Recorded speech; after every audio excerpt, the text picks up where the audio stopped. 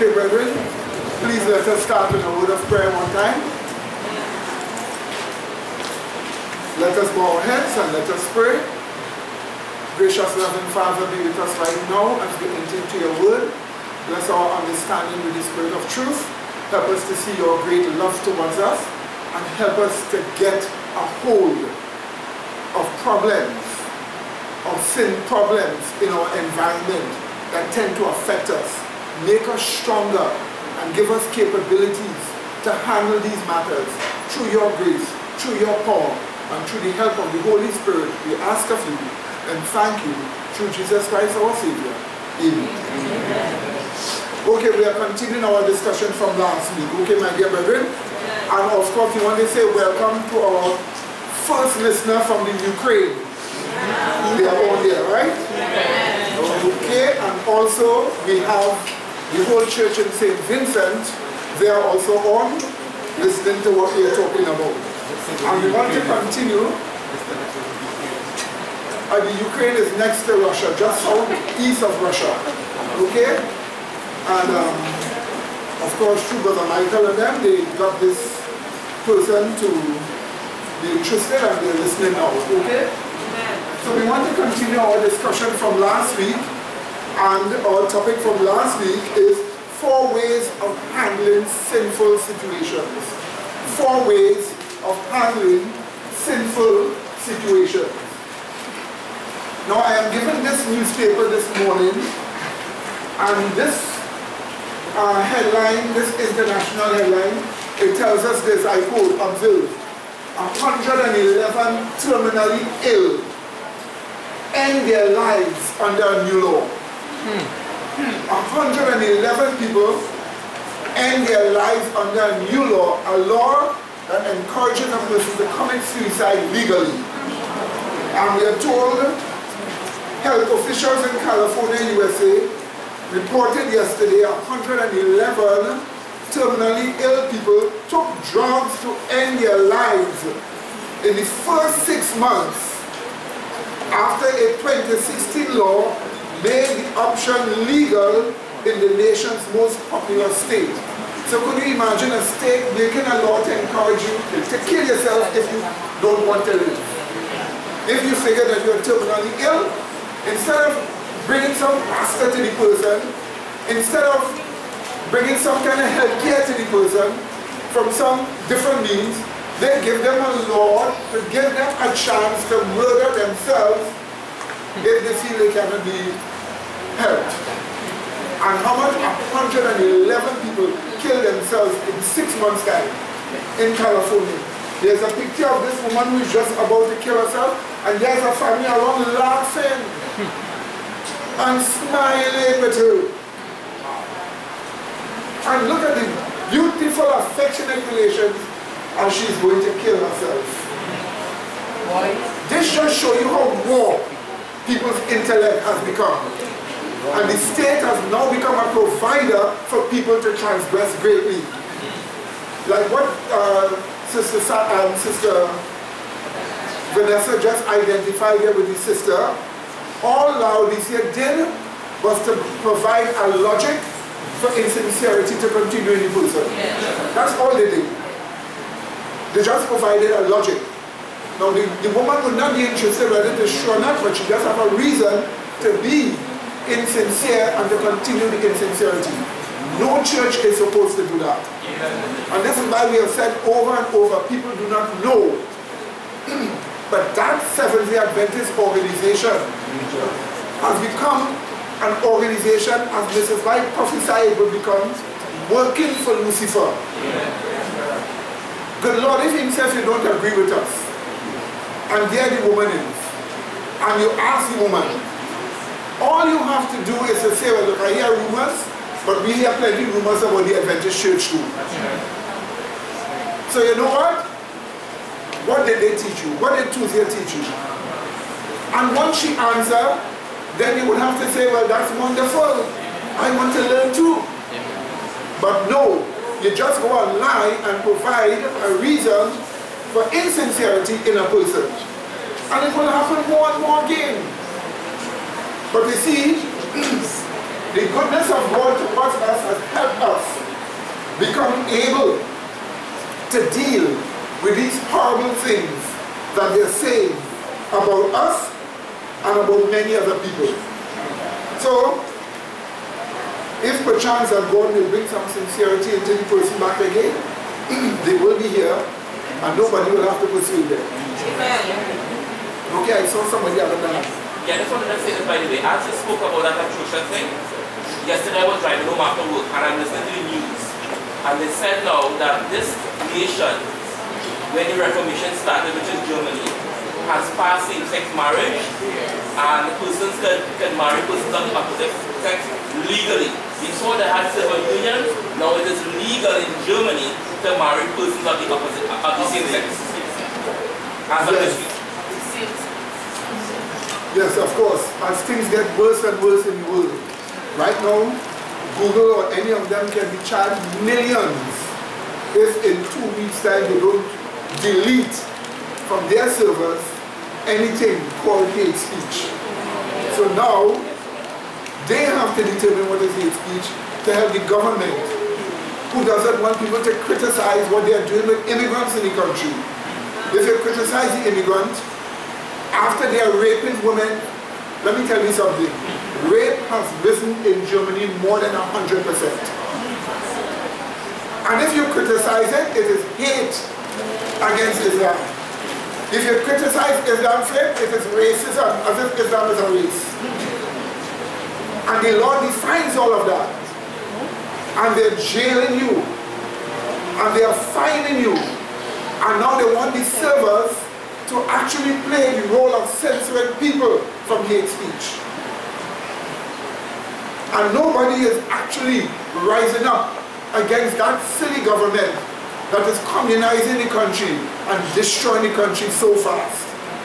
But we know that the Bible prophesied all of these things will happen. And while it is happening, we need to learn to have strength. Amen, brethren? Amen. We need to learn to have strength. And so, last week we were discussing about 4 different ways of handling sinful situations. You want to deal with yourself? You want to handle problems that you are having? No matter who you are, as a Christian, you can help yourself if you learn what the Bible tells us to do. Amen. We are just given 4 different ways here. But there are many ways in the Bible, because when sin is about, what did the Bible tell us? Grace is what? Much more about. So we are just looking at 4 different ways of handling problems with sin. Now, the study is based upon faith. Why? Because we are told the just lives by faith. We are also told, if it is not sin, it is what? By faith. Because what is what? Not of sin is by faith, right? Okay? And also we are told keeping the law is made possible by faith. We are also told the victory that overcoming the world is faith. We are also told the heart is purified by faith. We are also told we are saved by faith. We are also told we give glory to God by faith. And we are also told we are sanctified by faith. That shows us how important faith is. But we need to understand what it is. Traditional theology tells us faith is believing. Now believing is an act of the brain, a mental act. If believing is so important that believing could save you, then your mental action of believing could save you. That is absolute nonsense as far as the Bible is concerned. Now our study, since it is based upon faith, we need to understand what faith is all about and what faith is. Now let's just go to the next chart quickly. Right, last week we discussed this one. We didn't have a chance to go to the others.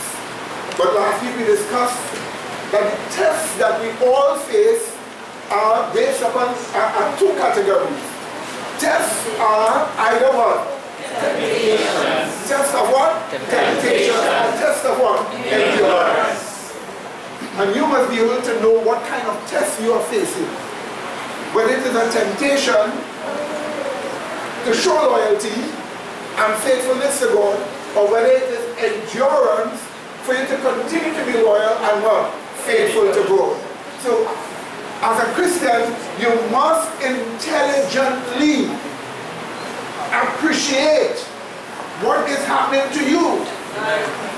You need to intelligently look at what is happening to you. You don't just live by mythology like that, or you don't just speculate. You need to get a proper idea of what is happening to you. And that proper idea must make you determine whether your tests are temptations for the sake of loyalty or faithfulness, or it is a test to show endurance. Whenever it is a test of endurance, you have to take it. Whenever it is temptations, get rid of it. Is that understood? Yeah. So you know something comes to tempt you to sin.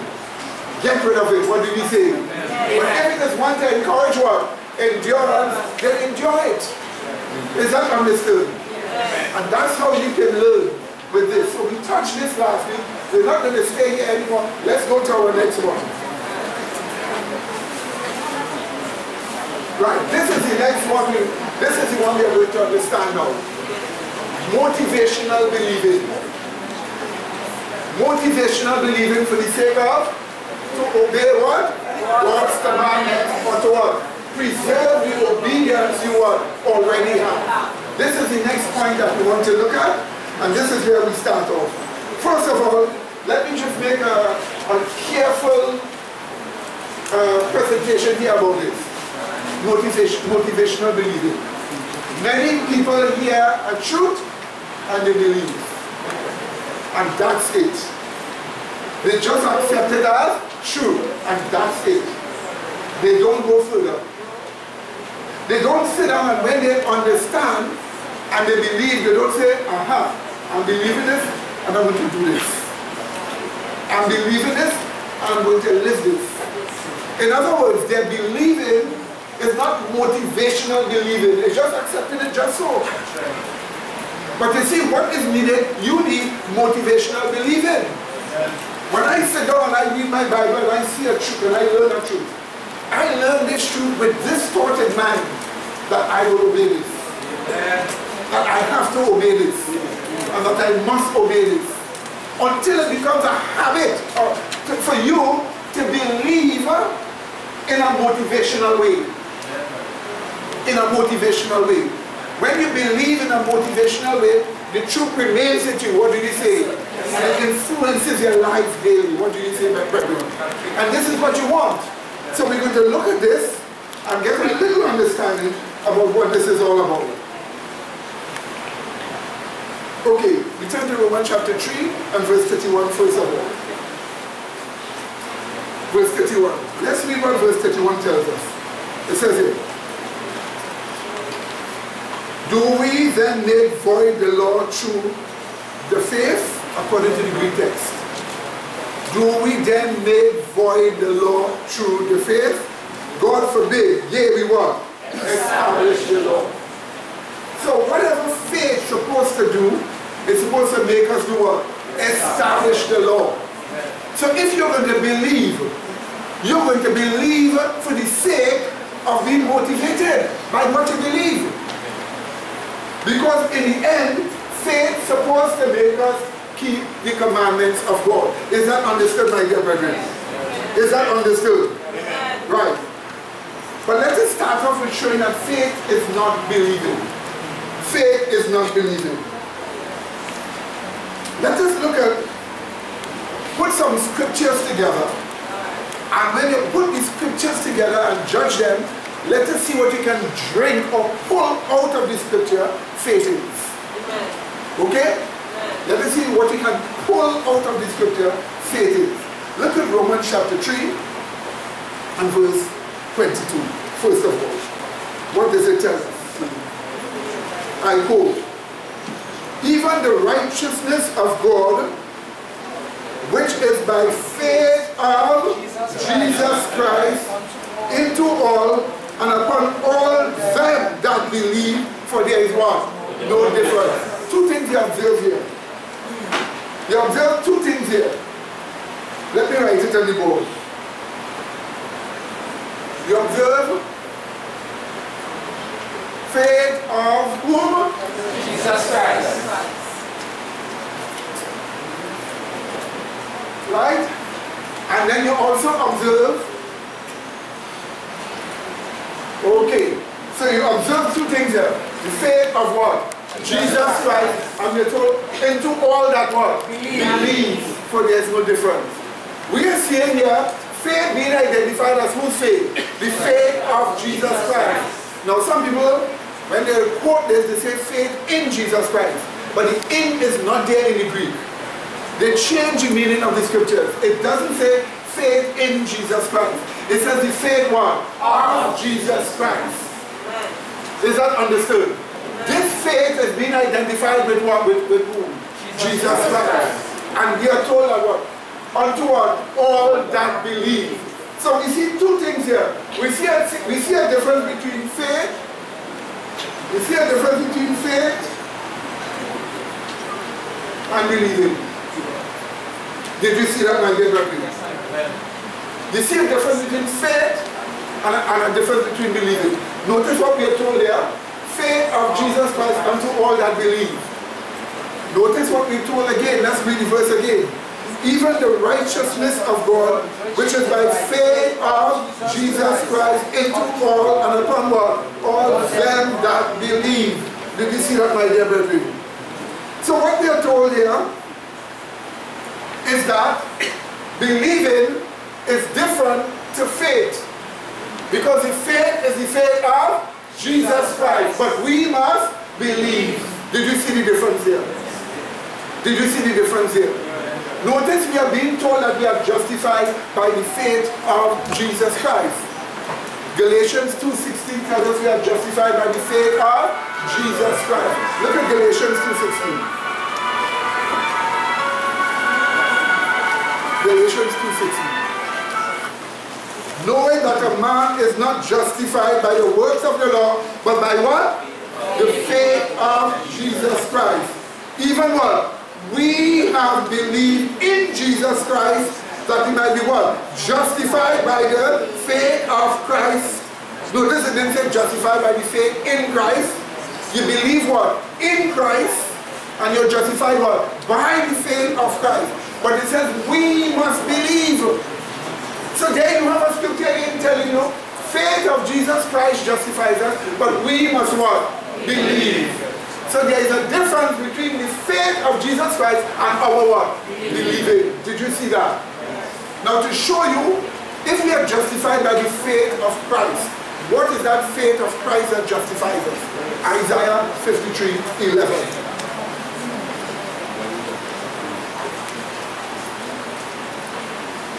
Isaiah 53:11. He shall see of the travail of his soul. This is a prophecy of Christ being called the righteous servant. He shall see of the travail of his soul and shall be satisfied. By his knowledge shall what? My righteous servant what? Justify many. Stop right here. Did you see that? So justified by the faith of Christ is justified by the knowledge of the what? Righteous servant. Let me just do this here. Knowledge of the righteous servant. So watch. Our believing is what we have. Is that understood? Faith of Jesus Christ is what belongs to Christ. Is that understood? The knowledge of the righteous servant is what belongs to the righteous what? Servant. Therefore, the faith of Jesus Christ is the what? Knowledge of the righteous servant that justifies us when we believe. Is that understood, my dear brethren? So then we are not to take faith as believing. Some people say faith is believing. Some people say faith is trusting. Yes, we must believe.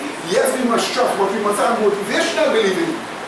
But you are not to think that faith is believing. Because the moment you think faith is believing and you are justified by faith, then you're justified by your believing. Is that understood? And if you think you're justified by the faith of Christ and faith is believing, then you're justified by the believing of Christ. The believing couldn't justify Judas, it could justify you. So we need to understand that the faith of Jesus Christ is none other than the knowledge of the what? Righteous servant, which justifies us who what? Believe. Therefore, you have to make a difference between faith and what? Believing. Did you understand that? Do you understand that? And this is what God wants us to do. Now watch this. Romans chapter 10. Verse 8 and verse 9.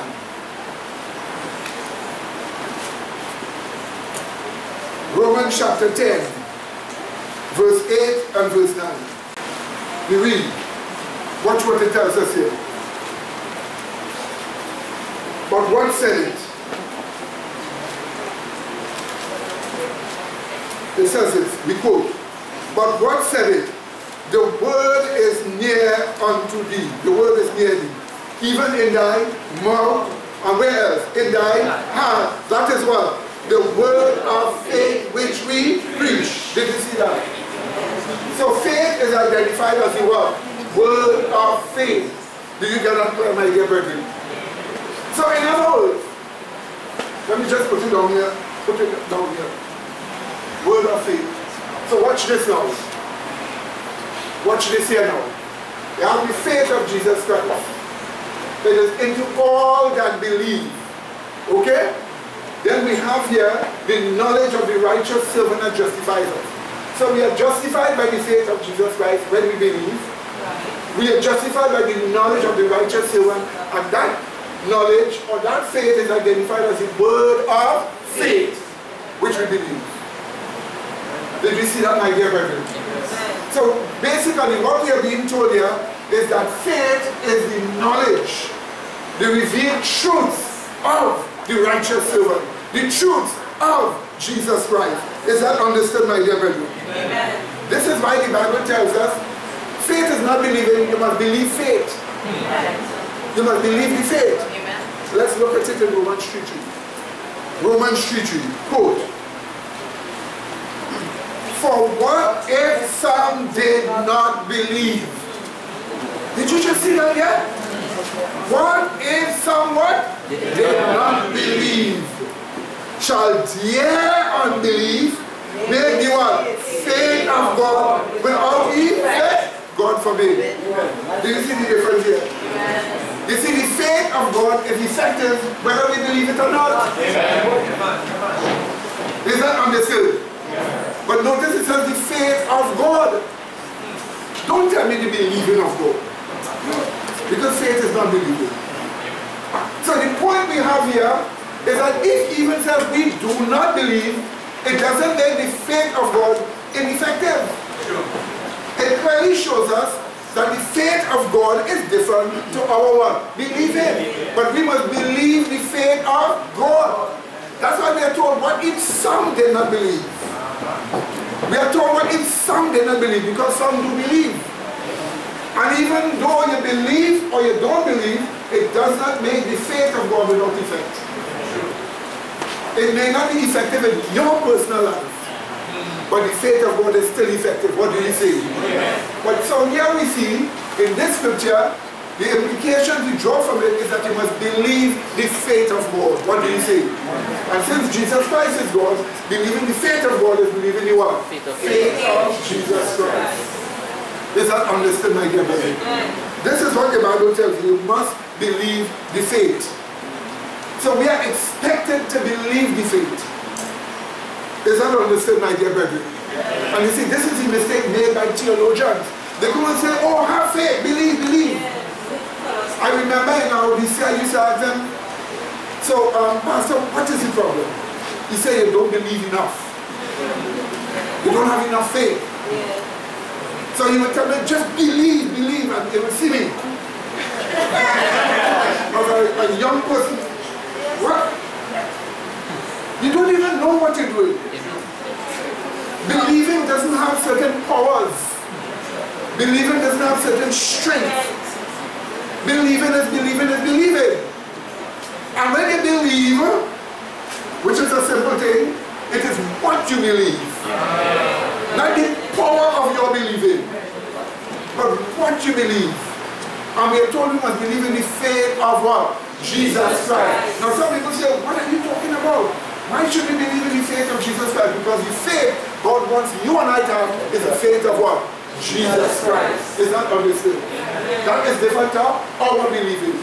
That is why Paul said, even we have believed in what? Jesus Christ, that we might be justified by what? The faith of Christ.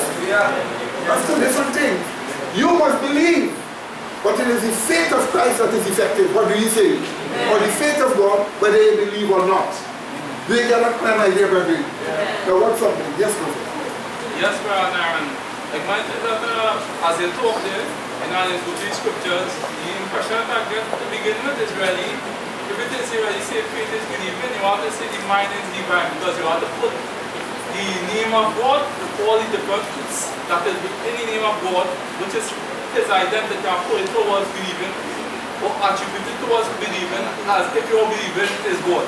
Exactly. Then faith would be believing. So faith would be our appendage to believing. We are born with faith. The idea that faith is believing came from Gnosticism in the early times of the church. They believed that the human being had some kind of power to believe it into existence. If you believe it, you will bring it into existence. That means evangelicals teaching that today. But that's where it came from the early Gnostics in the church, which is the first trumpet, you know, the fire and the hail falling upon the grass and the green grass, which is the church, and burning it up. Right, that's where that happened. That's where that came from. But watch something here.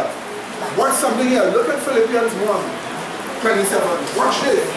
What is this faith of Jesus Christ that we are supposed to believe in? What is this faith of God that we are supposed to believe in? Watch this. Philippians 1:27. Notice what we are told here. Philippians 1:27.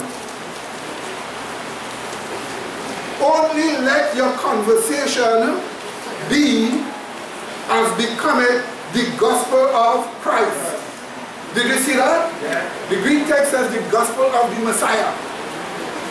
Notice this, it says here, only let your conversation be as a becoming what? The gospel of Christ. That whether I come and see you, or else be absent, I may hear of your affairs, the behavior. That you stand fast in what?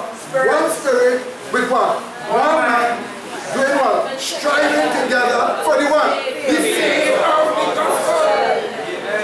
Did you see that?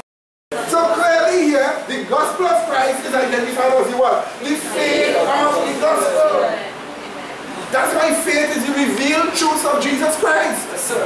Or the revealed truth of the gospel. Amen. And it has to be revealed. Because if it is not revealed to you by the Holy Spirit, you have no evidence. Is that understood? It must be revealed to you by the Holy Spirit. And this is the reason why some people preach and preach and preach and it cannot reach anybody. Because it is not faith. And this is the reason why so much terrible destruction has taken place in religion that people cannot determine whether a man is preaching the faith of Jesus Christ or he's preaching anything else. A person will preach and they will tell you plenty of things about Christ, but it is not the revealed truth of Christ. I have listened to a lot of preachers and they can tell you about many good things to do. How much times you must pray, how much times you must depend on God. Beautiful statements. But it is not revealed truths of Christ. So the truths there cannot motivate you. You see, our will, and we are coming to this third study. Our wills were created by God in us only to be motivated by revealed truths. Amen. And that's the reason why when you believe, you must motivationally believe. Because when you believe for the sake to be motivated by, or you believe to follow, you will get somewhere. Oh, yes. Yes. We have a lot of churches and a lot of people where they only believe. But when they finish the discussion in the church, when they go home, they stop believing. Sure. Yes, my dear sister.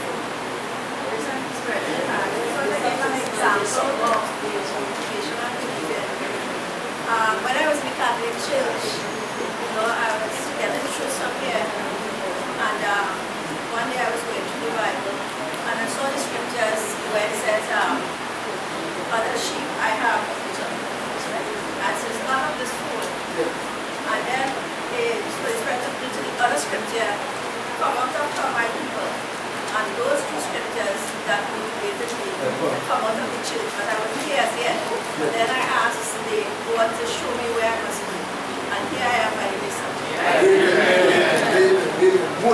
not believe it. And that is the reason why when you talk to a person, you're supposed to talk to encourage them to be motivated. What do you say? Amen. But what do you want them to be motivated by? Your sentiments? No. It must only be the faith of the gospel or the revealed truths of Christ. And that's the reason why that is what you're supposed to talk to motivate a person. Is that understood by their brethren? Amen. Now watch this here. Turn now with me to Hebrews chapter 11. We'll read verse 1 and verse 6. Hebrews chapter 11, verse 1 and then verse 6. Yeah, but brother, you read in the right chapter, you read in the right chapter with the right answer for 6, because if you watch in Hebrews chapter 11 verses 3, God spake and everything came into existence. It never said God believe and everything came into existence. And eventually in Jeremiah chapter 10 verses 11 to 13, God spake. So you never believe, so their faith is not believing. That's right. Hebrews 11, 1 and 6 shows us what faith is and what you do to get faith. So we're going to look at the two scriptures and contrast it. Hebrews 11, 1 and 6, it shows us what faith is and what you do to get faith. Let's look at it.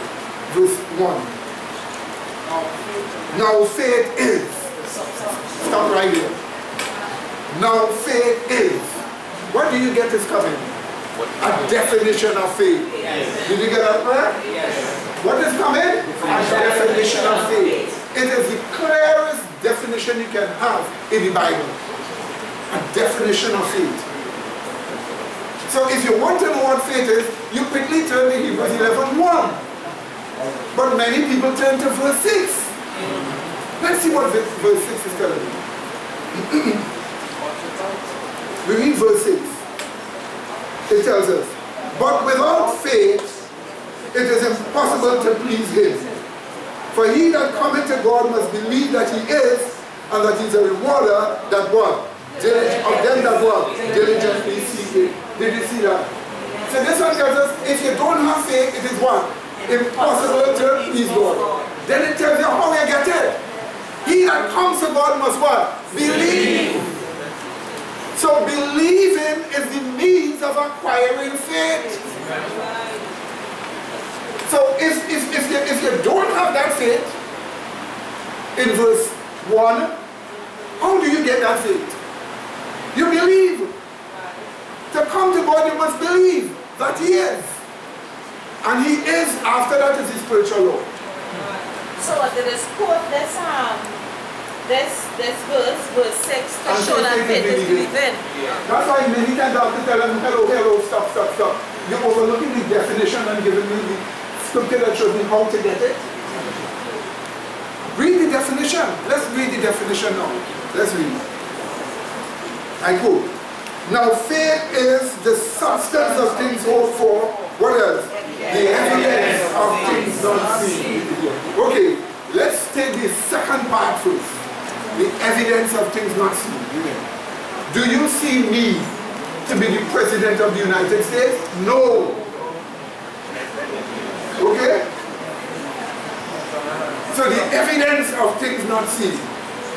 What if I say, I believe I'm the President? Does it make me the President? No. Did you see that? Did you see that, my dear brethren? So when it says the evidence of things not seen, things you don't see, but you need to get what? Spiritual evidence of it. Evidence is not believing. Believing does not give you, believing itself is not the evidence. You can believe what you want to believe. You can believe that you're the President of Russia. It doesn't make you anything. Because believing doesn't have a power to do anything. It's just simply mental acceptation. That's all it is. So what we are being told here, the evidence of things not seen. Do you see grace with the naked eye? Do you see righteousness with the naked eye? Do you see heaven with the naked eye? What is the evidence you have that these things exist? The what? Revealed word of God. Not just the word of God, but the what? Revealed word of God. It has to be revealed to you. Is that understood? So it is the revealed revealed word of God that gives you evidence of what? Things not seen. Now the first one says the substance of things hoped for. The word substance is not a proper translation. The word substance was taken from the Latin word in this verse here from the Vulgate. But in that day when they use the word substance, it had a bigger meaning than what we think now. Right? When we think substance, like this is a substance. But it had a bigger meaning at that time. But if you want to look at the real meaning of the word here, we just simply take the Greek word for, that is translated substance and we write it down.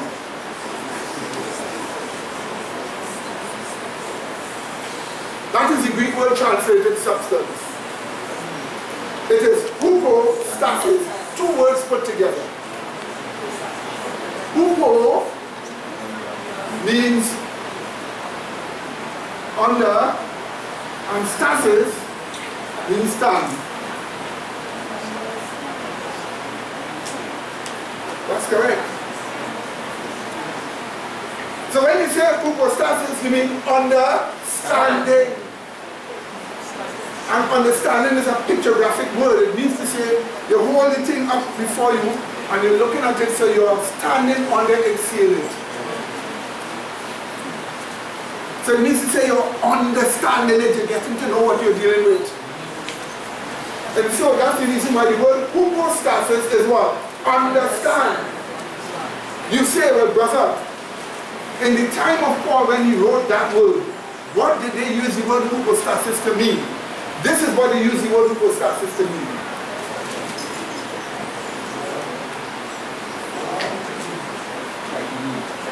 Title deed. This is what they use it to mean. Title deed. So if you say, I own this piece of land, right? They say you're planting it and somebody sees you planting it. You say, why are you planting this land? And you say, well, I own this piece of land. How do we know? Give us what? Evidence of something we cannot see. Because you planting the land could mean you steal it. Or you just decide to plant something on it to get it fast. But there's no proof that you own the land because you're planting on it. We need evidence of something not what? Seen. What was the evidence? The what? Title deed. So the title deed gave you the what? Understanding of who owned the land. Did you see that? That's why a better translation is faith is the title deed of things you hope for. The evidence of things not seen. Beautiful explanation. Amen, brethren? So what we are seeing here, that this is telling us faith is revealed truth because it must be evidence. If it is not revealed, it cannot be what? Evidence. It must be revealed to be what? Evidence. And that's why you say faith is the revealed truths of the word of God. Or the revealed truths of the gospel. Or the revealed truths of Jesus Christ. Because it is the faith of Jesus Christ. Do you get that prayer, my dear people? Do you understand that? And you see, it is the faith that you must believe. Now you say, brother, what is the importance of knowing this? The importance of knowing this is all this. Brother, go back to the chart before. What is the importance of knowing this? Go back again. The importance of knowing this is because he just lives by that faith. Yes. By the revealed truths of the word of God. Amen. If it is not sin, it is what? By faith, the revealed truths of the word of God. It is the revealed truths of the word of God that makes keeping the law of God possible. Amen. Right? The heart is purified by the word of God. Thy word have I hid in my heart that I might not what? Wherewithal shall a man what? By taking heed thereto to die. So the word of faith or the faith of Jesus Christ purifies the heart. You see the importance of it? Yes. And you know what I'll tell you? This is the victory that overcomes the world. Even what? Even what? And that's the reason why the faith of Jesus Christ must become your faith. Amen. Amen? But anybody can believe. Show me a man on this earth that cannot believe, and I will show you somebody that cannot exist. Even a vagrant can believe. Tell us we're going to wait right here. I'll bring $2 for you. You wait. Right? You ask him for $1, you put your hand in your pocket. He believes you're going to take it to give him. Anybody can believe. Is that understood? But the Bible says all men have not faith. But everybody can believe. But all men have not the what? Revealed truths of Christ. Is that understood, my dear brethren? So you need to understand this. The importance of understanding what faith is because it is the central point of your salvation. Is that understood, my dear brethren? Do you get that clear? Yes, ma'am. Right. But it is like they say that this is the true church of God. You know why? Because when Elijah was on the mountain and God appeared and he passed him and he went, and God said he was in the wind. And tell you, John, tell his still small voice. When God, that still small voice is God speaking and revealing that he's not in creation. So the real thing is, faith is ready to reveal truths of God, but God speaking about his nature. But it is this faith, but it is this faith, correct, but it is this faith that we must have. This faith of Jesus Christ. So somebody says, faith of Jesus Christ. We must believe. What's that faith of Jesus Christ? The knowledge of the righteous servant. Which is called the what? Word of faith. Which is called the faith of the gospel. Which is identified as the hypostasis or the evidence. Remember, the understanding is the evidence. Remember, the title deed is the what? Evidence of things not seen. Do you get that clear, my dear brethren? That's the importance. Now that you understand, watch me. Now that you understand what faith is, the question is, when you believe, you must have what? Motivational believing. Believing what? The faith of Jesus Christ.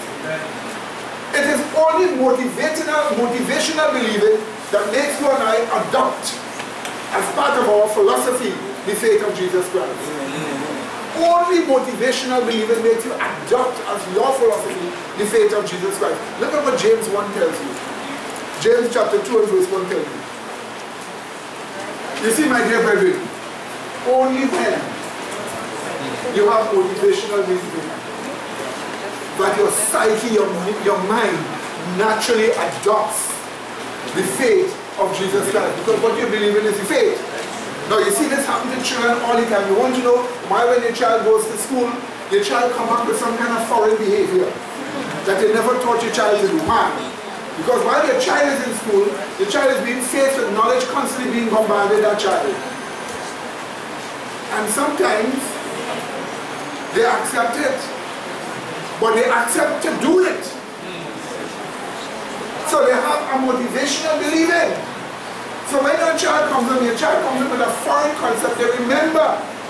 Because they accepted what faced them to believe, to do. And that's why they come so ready to do. So you tell them, where did you pick up that from? Many times they can't even identify the exact thing that caused them to pick it up. But the point is they have a new philosophy. And that philosophy captivates their motivation. It motivates them. Are you listening to me, my dear brethren? Yes. Now watch what it tells us here. We read 2:1. My brethren, have not the faith of our Lord Jesus Christ, the Lord of glory, with what? With respect of persons. Now we are not being told don't have the faith of Jesus Christ in you. We are being told don't have it with respect to persons. If you have the faith of Jesus Christ, you should not have what? Respect to persons. But this is telling us whose faith you should have. Is that understood? You have your believing, but the faith you're supposed to have is the faith of Jesus Christ. And you see, you only have that faith of Jesus Christ as your adopted philosophy when you believe for the sake of doing. It's not understood. When you believe for the sake of doing. And this is the reason why one of the work of your own salvation here, listen to me. You know how much people when they read the Bible they get conviction and they just let it pass. You know why? Because when you get the conviction, they get the truth. Because the truth that convicts you. And when the truth convicts them, they agree with the truth, but they let it pass because they don't believe to obey. That's why he passed them by. And so you have a large population actually rejoicing and saying, yes, this is in the Bible. But you're not getting motivational believing. They accept it is true, but not for the sake of obeying. That's why they make excuses and justify transgression in a beautiful way to make it look as if they are still obeying. So this is the reason why one of the exercises, whenever you take up your Bible to read it, or you're studying and you get a truth, accept it to obey. You know how far that will carry you? Because God is going to carry you very far. What do you think? So one hand and then two. Yeah, you. Yeah, that's point to emphasize the fact that faith is the revealed truths, right? But Romans chapter 10 verse 17, right? Yeah. And compare to another scripture afterwards. Romans 10:17. It says, so then faith comments. So in the Bible identify that faith is something that has to come to an individual. But we born with the ability to believe. But the Bible says that faith is something that has to what? To come. But how does it come? By hearing, and hearing by the word of God. So the Bible is showing us how faith comes by the hearing of the word of God. But what is this faith that comes by hearing the word of God? Or compare that with Galatians chapter 3 verses 2. Right, Galatians chapter 3 verses 2.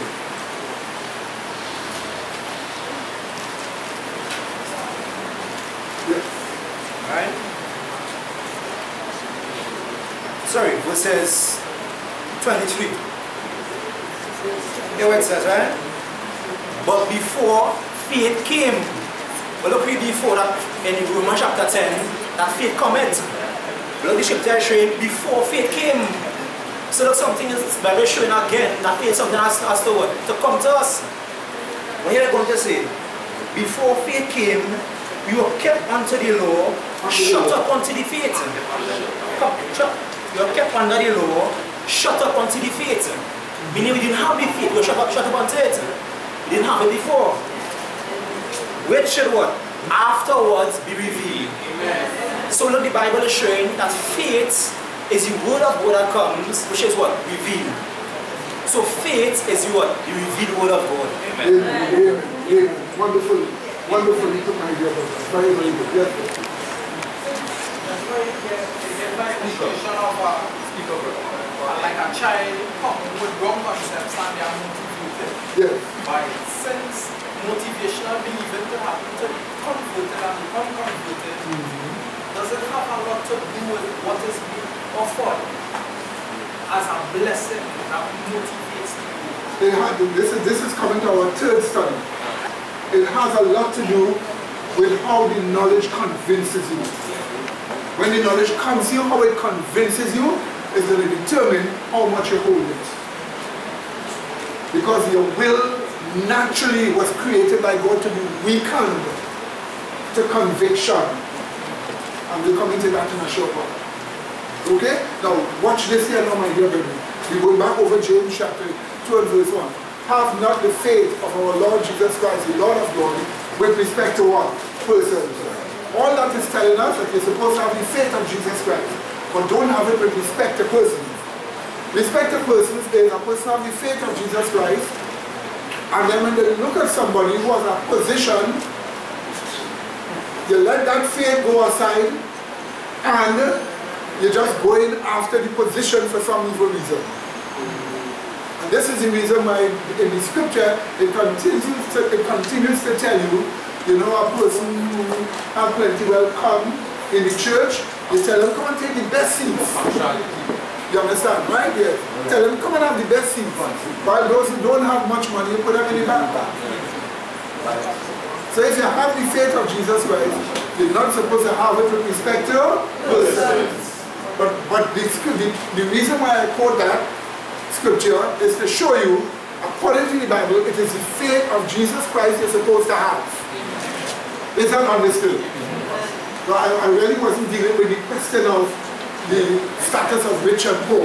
I just quote that part to show the faith you're supposed to have is what?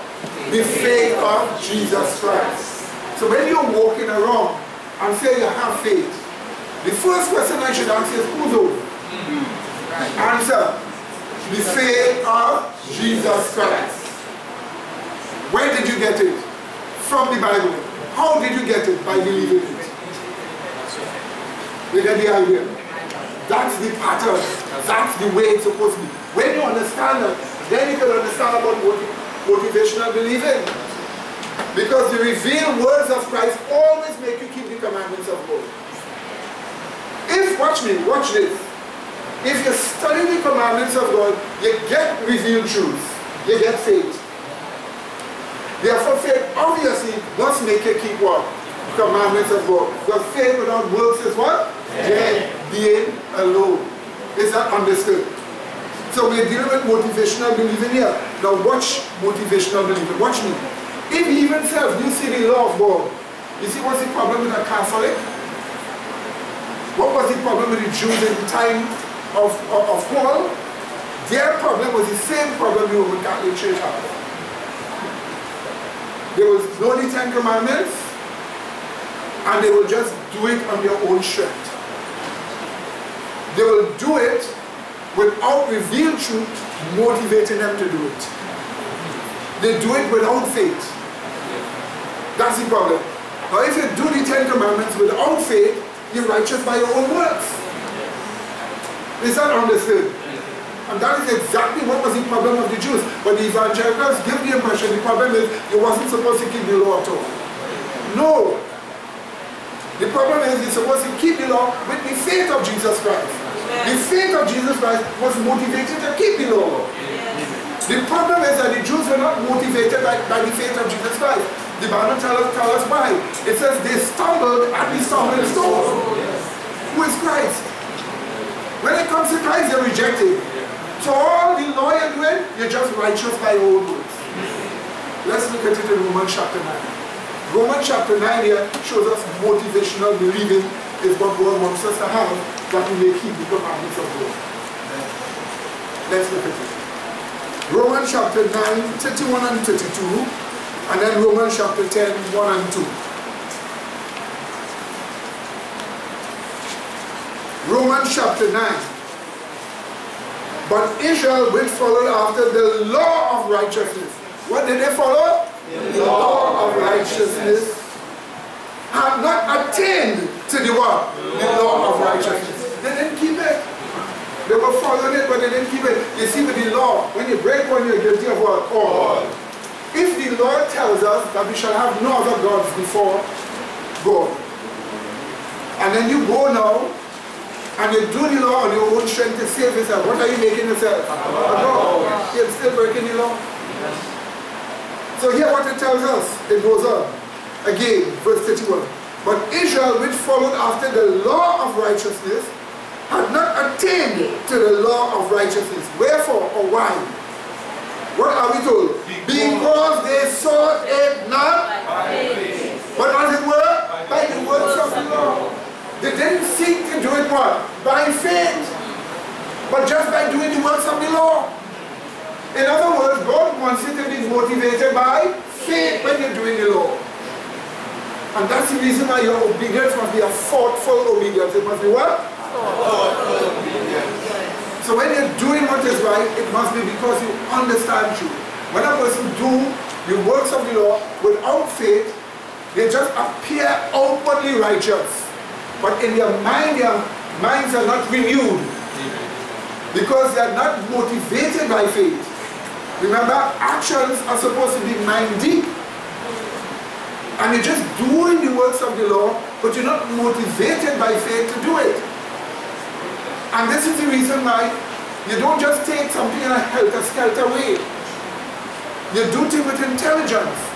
And the scriptures is there to show us how we are to do it. And we are being told that when we do the works of the Lord, we must be motivated what? By the faith of Jesus Christ to do it. Let's read it. Verse 32 again. Wherefore, because they sought it not by faith, but as it were by the works of the law. For they stumbled at the stumbling stone. Did you see that? Did you see that? Yes. Now let's see. Chapter 10, verse 1 and verse 2. Brethren, my heart desire and prayer to God for Israel is that they might be saved. For I bear them record that they have what? Zeal of God. But not according to knowledge. Which knowledge? Faith. That's right. That's right. Not according to the knowledge of the righteous servant. So they have a zeal of God. You know, you see them doing this and they're doing that. But it is not according to what? Knowledge. What do we tell? What are we told? It goes on. For they being ignorant of what? God's righteousness. That's what they didn't have a knowledge of. And going about what? Establish their own righteousness. Have not what? Submitted themselves unto what? The righteousness of God. Now watch this. Watch this. The righteousness of God is the divine nature. God himself. You have to submit to the divine nature to be able to do the law. How could you submit to the divine nature? Only through the faith of Jesus Christ. The Bible clearly tells you this, that if you do not have the doctrine of Christ, you do not have what? God. That's what the Bible tells you in 2 John chapter verse 9.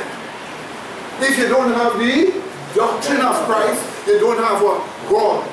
So to have God or the righteousness of God, you must have the doctrine of Christ, which is the faith of Jesus, which is the knowledge of the righteous servant, which is the title deed, which is understanding, which is evidence. That is what you must have. And when you do that, then you are motivated to do the law. And this is the reason why you want your Christianity to be genuine and enthusiastic. It's supposed to be genuine. Or if we have no right to exist, better become allowed to be said and done. We're here existing because we know one thing for sure, that we're supposed to be motivated to keep the law of God by the revealed truths of Christ. Amen. Hence why you must study the Bible. Amen. Hence why you must believe to obey. Amen. Is that understood? Yes. Yes. The Apostle Paul puts it another way when he tells us in Galatians, he asks the question, receive ye the Spirit by the works of the law or by the hearing of faith? And then in Colossians he tells us, as you have therefore received Christ Jesus, so walk in him. Amen. Amen. Amen. Amen. And the receiving is the believing of the faith for the motivation to do it. Amen. Amen. What do you say, brethren? Amen. Wonderful. Wonderful. So let's turn. Before you go on, I want to give like a Bible of someone that was more believe and it showed by the motivation of the body went on what they do, right? Yes. So I read it from Acts chapter 8. And I read from verse 36, right? Yes, what am I doing? It says, and they went on their way. They came unto us. Then Philip opened his mouth and began at the same scripture and preached unto him, Jesus. And as they went on their way, they came unto a certain water, and the eunuch said, here is water. What hindereth me to be baptized? And Philip said, if thou believest with all thine heart, thou mayest. And he answered and said, I believe that Jesus Christ is the Son of God. And he commanded the chariot to stand still, and they went down both into the water, and both Philip and the eunuch, and he baptized him. So we see where he heard the faith, and he believed it, and it motivated him to action. And he was baptized, and by God's grace he went on to preach the gospel elsewhere. Amen. Amen. Amen. Right, so now let us turn to 2 Corinthians chapter 4 and verse 13. This is very important.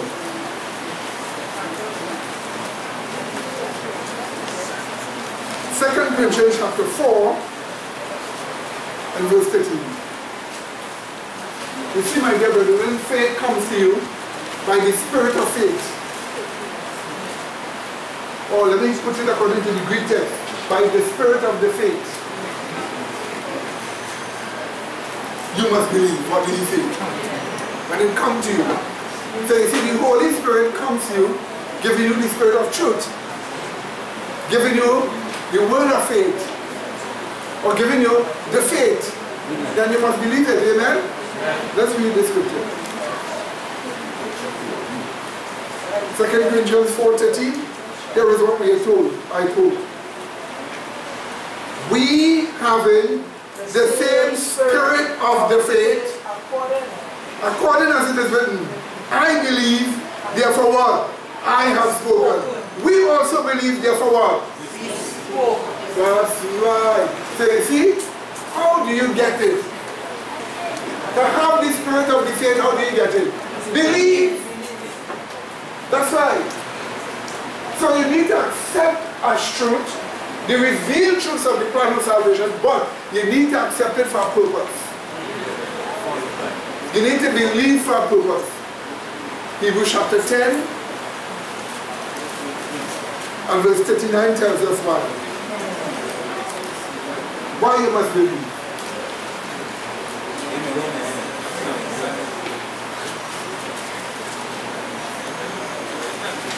Verse 39. Is it found? Here is what it says. Quote. But we are not of them who draw back unto what? Perdition. But of them that what? Believe, go ahead, to the saving of the soul. Motivational believing. Believe in a way that you can be saved by what you believe. What do you say, brethren? That is motivational believing. So the next time you judge yourself, you want to know what is hard-heartedness? You want to know what it means to be stoical towards the word of truth? You want to see how some of the facial images some people have? They're hearing what they say, they're seeing it is true. But there seems to be a block going forward. When you look at them, they look true. I agree, but they just don't want to go forward. What we are seeing there is somebody who's believing, but not to be motivated by it. And this is why he said Christ saw all in the audience who was like that when he was preaching. He saw those who were believing to be motivated by it, and he saw those who were believing, but they don't want to go further. Lot's wife. Amen. Lot's wife. He says, remember Lot's wife. Amen. Amen. So now that we touch motivational believing, the next natural step is the next chart.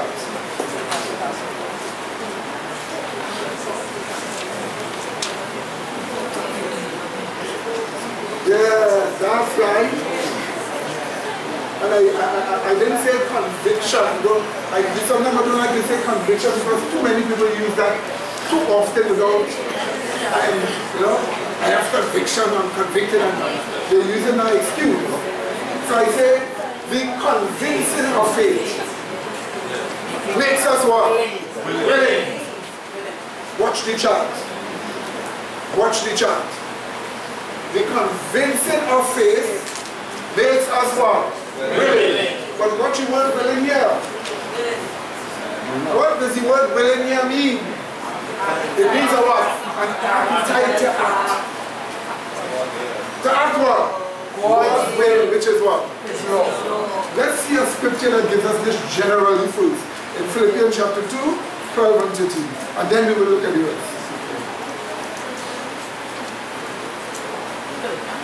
Philippians chapter 2, 12 and 13.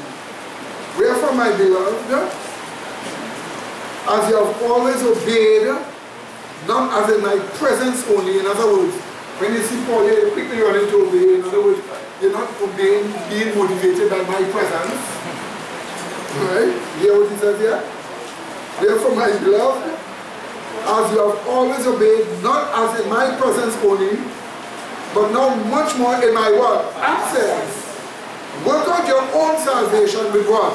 Fear and trembling. Now here he goes on. For it is God that what? Working in you both to what? Will and what? To do of his good pleasure. My dear brethren, this method is called when your will is to do God's will. When your will is to do God's will. Many people say, ask another this, what is will? They say the power of choice. They emphasize the word choice and not the word power. There is a power behind choosing. And your will is the power of the choice. But not the choice. Watch this. Watch this carefully. Listen carefully.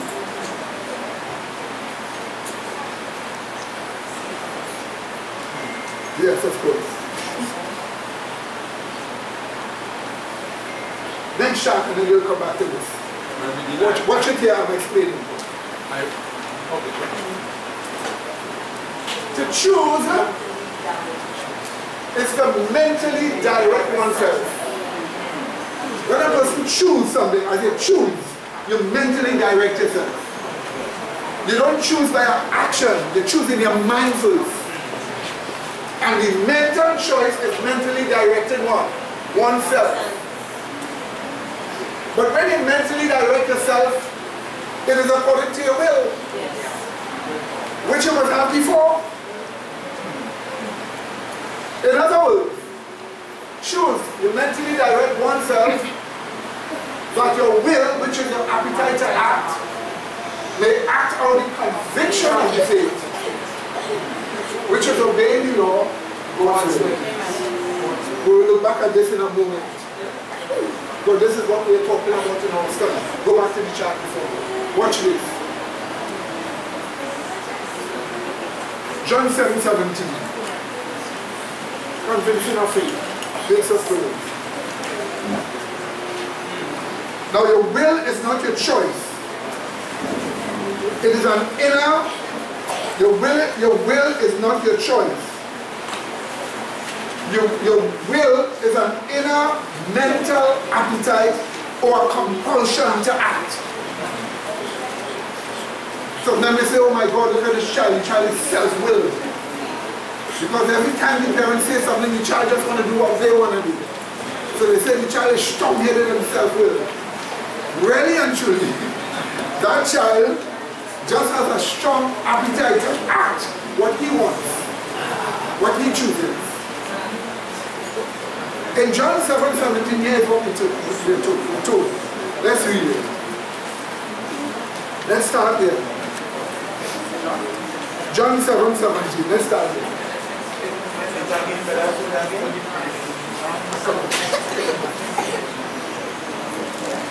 If any man will do his will, he shall know of what? The doctrine.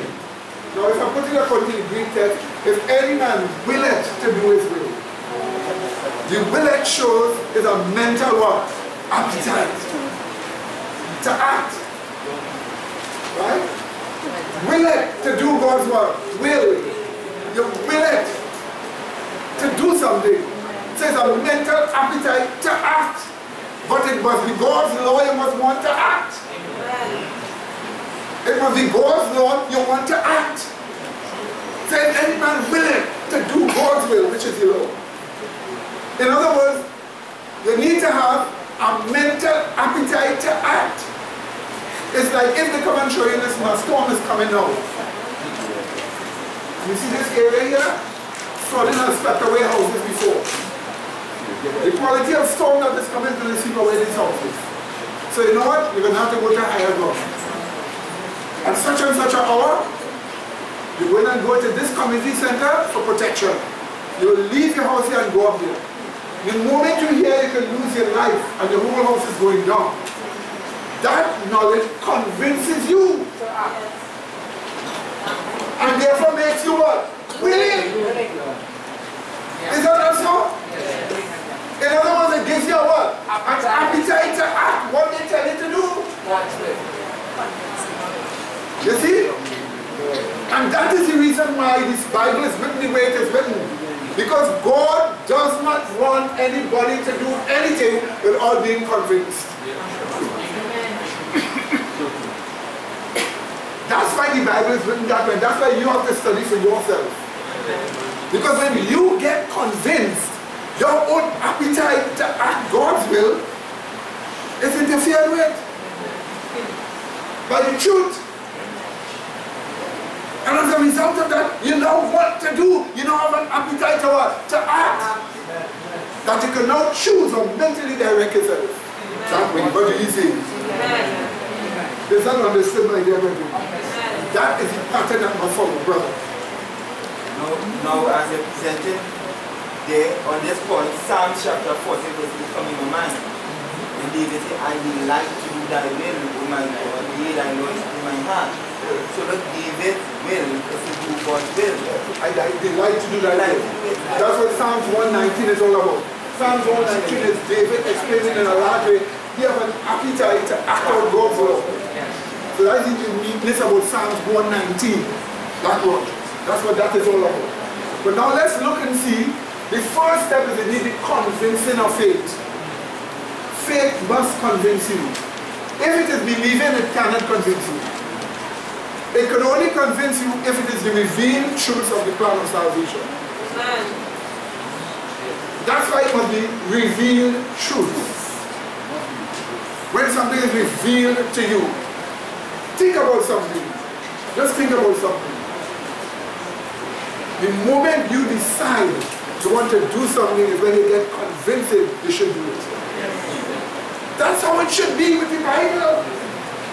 And that's what you should be doing. You should be making your will become weak to the law of God. The process of obedience, when you take this Bible and studying it, you ask, what is that person doing? Weakening his will to the word of God. It means he's searching for faith. And then faith comes, not believing, not trusting, the revealed truth, which is evidence. Faith comes, or what? Evidence comes and convinces the person. And the moment you become convincing, your appetite that you have there in you to act naturally is influenced. That's right. Well, you know, yes. Remember Mrs. White says, when the will of man cooperates with the will of God, it becomes omnipotent. That's right. How that is fitting in? Because if your appetite to act is God's will is omnipotent. But notice your appetite is God's will. If your appetite is God's will, nobody can get you to disobey.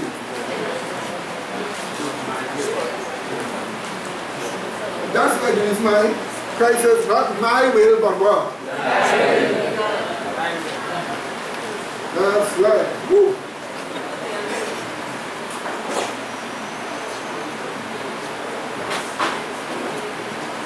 The beautiful epistle here. I think I'll have to keep this. Beautiful epistle. Give me a chance to read it. So now let's just look at the convincing of faith in Proverbs. Proverbs chapter 22. 17 to 21. Watch what you're reading here. Proverbs 22, 17 to 21.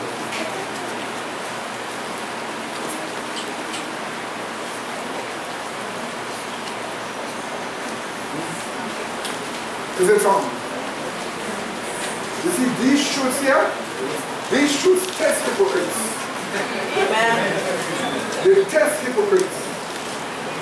And it makes you want to give up hypocrisy.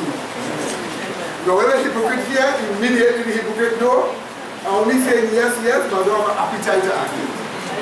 So I'm pretending in front of people. I'm pretending what is not my appetite. But you must also remember that evil angels can try and convince you also. That's why they must deceive. Deception means you're convinced to convince you with error. That's what the word deception means. Are you listening to me here? Yes. That's what the word deception means. Deception means convincing a person with error. That's why it is deception. Because it is not true. And yet it convinces you. So you call it what? Deception. They come and say, I was deceived. Why are you saying I was deceived? Because you mean you were convinced by error as if it was true. And that's why the devil is always up to bring deception to get at your appetite to act. He knows very well if you will to get at it. Your appetite to act. Just influence that appetite. Get it to want to act. Make you have this inner appetite to do it. And he will make sure he provides the circumstances of what? All of a sudden the money comes. All of a sudden the girl comes. All of a sudden the man comes. All of a sudden plenty jobs come in. Look at the trouble you see there before I couldn't get. You see, the devil knows how he worked to fool your appetite, but then he sends the right quality to bring on the destruction. That's why you must not be deceived. Does that understand, my dear brethren? You see, so we are breaking down the science of salvation as much as you can take it. And that's the reason why you make your judgment properly. Amen? Amen? Amen? Amen. Make your judgment properly. Now let's read. Watch this. Proverbs 22. 17 to 21. What we are being told here? Bow down thine ear and hear what? The words of the wise.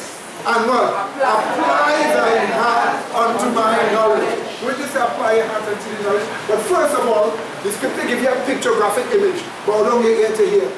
In other words, focus on listening. What do you see? That's the first thing you should do. Focus on listening. Okay. So in other words, we are told, bow down thy ear to what? Hear. Okay? That's the first thing we are told. So, it says, apply thine heart. What does it say? Apply thine heart to my what? Knowledge. Is that understood? Then it says, why does it say, apply thine heart to my knowledge? What does it mean to apply your heart to God's knowledge? It means, think about it. You're applying your mind to it, what you must do? Think about it. Reason. Another way you say, come let us what? Reason together. That's another thing that he said. So you're applying your heart to his knowledge. It goes on. Watch this. It goes on. It says this. For it is a pleasant thing if thou keep them within thee, they shall withal be fitted in what? Thy lips. So he said, keep the knowledge in your mind.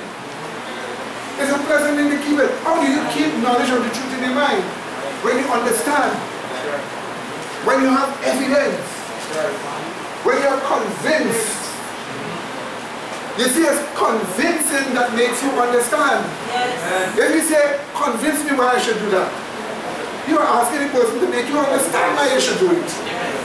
So you convince the person with the revealed truths of the Word of God. Which is what? Evidence.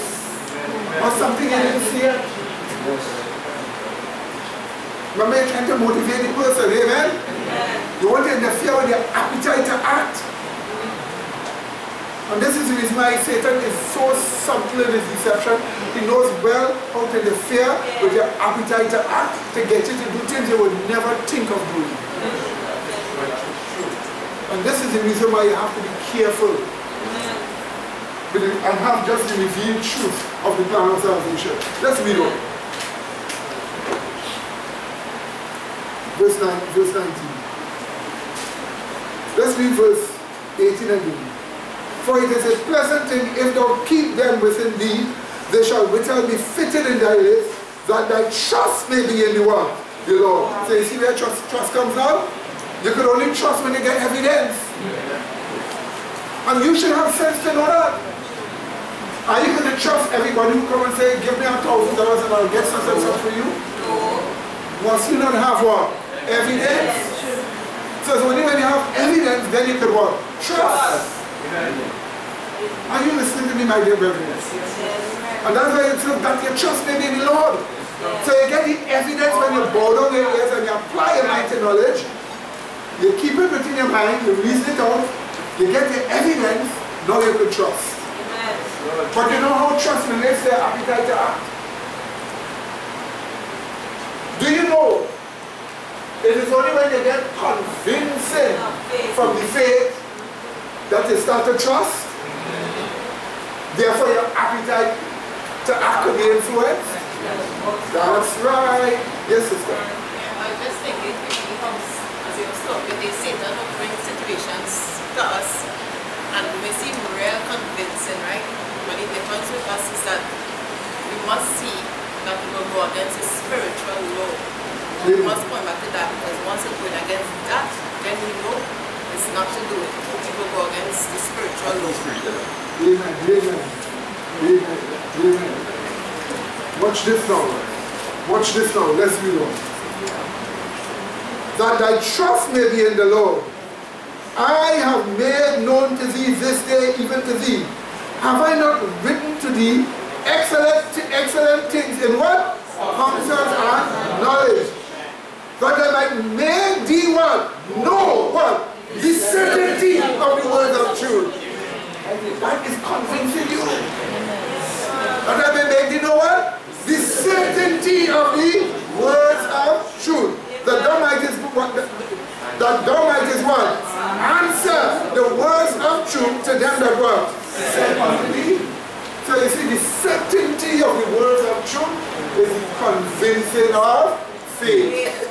Is that understood, my dear brothers? And that's what God wants you to have. He wants you to be convinced. That's why you spend all the time studying your Bible with somebody. Why you spend your time studying with that person? To convince them. Yes. You want them to see the truthfulness of the truth. Yes. The certitude of the truth. Yes. You want them to see evidence of something they don't physically see. Yes. That's why you spend that time with them, is it not so? Yes. And that's what they're being told here. The convincing of faith makes us willing. Your will, which is your appetite to act, naturally becomes weak towards what convinces it. You didn't hear me? Your will, which is your appetite to act, naturally becomes weak to whatever convinces it. And this is the reason why some people get so much trouble with temptation. Because the deception, notice the word what? Deception, which means it what? It gives you evidence as if it is true to convince you. You will naturally become weak-headed and you're going to yield. Somebody see you and they have to come and try and talk you out of it. Why do they have to talk you out of it? Because they have to give you evidence to undo the deception. That's why you spend the time reasoning with a person over and over to undo the deception. That's why you're seeking to give them evidence. They may be in a false religion with false doctrines, and you destroy the doctrines to give them evidence of the truth. Because you want them to choose the right way. To direct their what? You see? So the convincing of the faith makes us willing, which is an appetite to what? Act. This is how human beings have been made. God made us this way. But where are your rights and freedoms? It must start first, freedom of thought. You have the freedom to hear. And you have the freedom to this, you don't want to hear. This is something the state is completely overlooking today when they're making new laws. You could say, I want to hear or I don't want to hear. Somebody comes and they say something offensive. You could turn away. Or you can entertain it. The state said, don't say something that is offensive. And they define what is offensive to you. But by telling you what is offensive, they do away with truth. So if you say Muhammad was a pedophile, they say, oh my God, how dare you say that? That's offensive. That's Islamophobia. You answer, but I'm not afraid of Islam. Amen. That's what I'm telling you that. They say, Islamophobia. I say, but I'm not afraid of it. That's what I'm telling you that. They say, offense. But it is true. What to make a 52-year-old man marry a 6-year-old girl? And by the time she's 9 years old, see her on a swing with a doll in her hand, take her from the swing with the doll and carry her in your bedroom. And you call this a prophet, quote and unquote, of Allah. So you actually explain, they say no, hate speech. Because they use the term to stop you from convincing people it's wrong. Because they will turn. And when they turn and become Christian, their agenda gets mashed up. So they're trying to find ways to curb you. Look at these sodomites. Some next week, they have men putting on heels and running races. It's disgusting. Disgusting. Sickening. Whenever I look at it, I feel sick. When I see the advertisements, but don't think I'm going to look at it like this. When I see the advertisements and they're sick, what are they doing? What are they doing? If you begin to come and say that is a man should not wear that which pertaining to a woman, that is effeminating yourself. They say, no brother, that is hate speech. You can't say that. So they pass a law to make you not convince the person what they're doing is wrong. You mustn't convince the public. So leave it in the public. Let it spread in the public.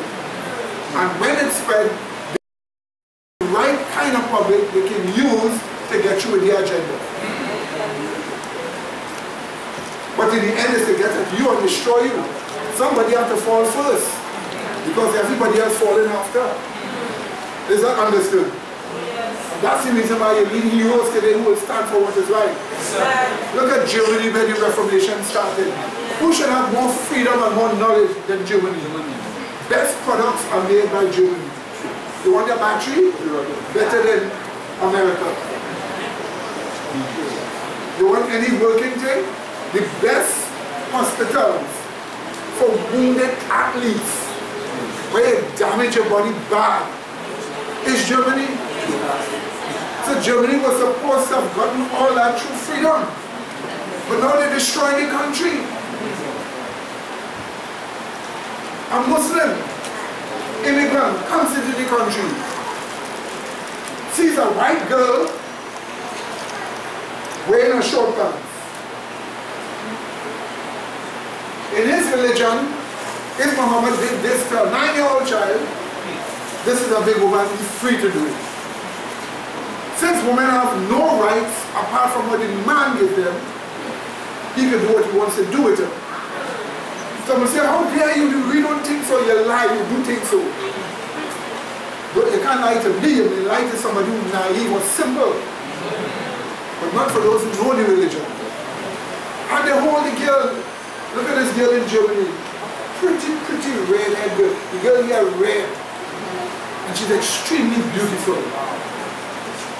A very soft, kind girl. So beautiful that Germany themselves finds this girl was very beautiful.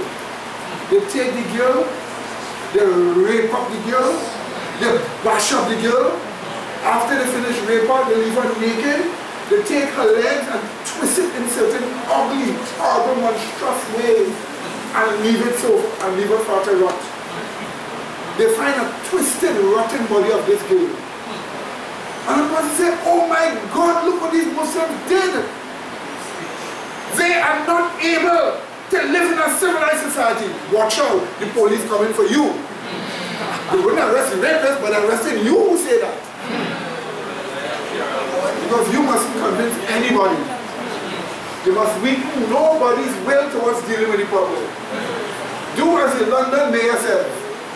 We are living in a modern city and a modern city must get used to terrorism. What? That's what you are going to tell me? Get used to terrorism? some woman write up something and said, this is wrong and so and so, it's because the police come and take her down, yes? But up to now, they catch a terrorist. These nations are losing it because they don't want to convince it. And you see, how do you know this? The devil knows how the science works. Yes. And he knows what to target by laws. He knows what to target by laws. He knows you have the appetite to act, which is your will. And he knows what influences your will is conviction or the convincing of faith. And then he knows once your appetite is to act, you will do God's will. So they pass laws to curb how much you could do. But they look so bad if they're curbing how much you could do. It will be evident what they're doing. So you know what? They partly curb what you should do, and they also partly curb what conviction you should get. So they say, don't say it. And what best way? Opposing things, call it hate speech. Hate speech. Listen, if himself is hate speech, nobody's supposed to be dealing with that. Because they do not have control over a person's thoughts. And worse yet, their conscience. So here the Bible tells you about the convincing of faith to make your appetite weak.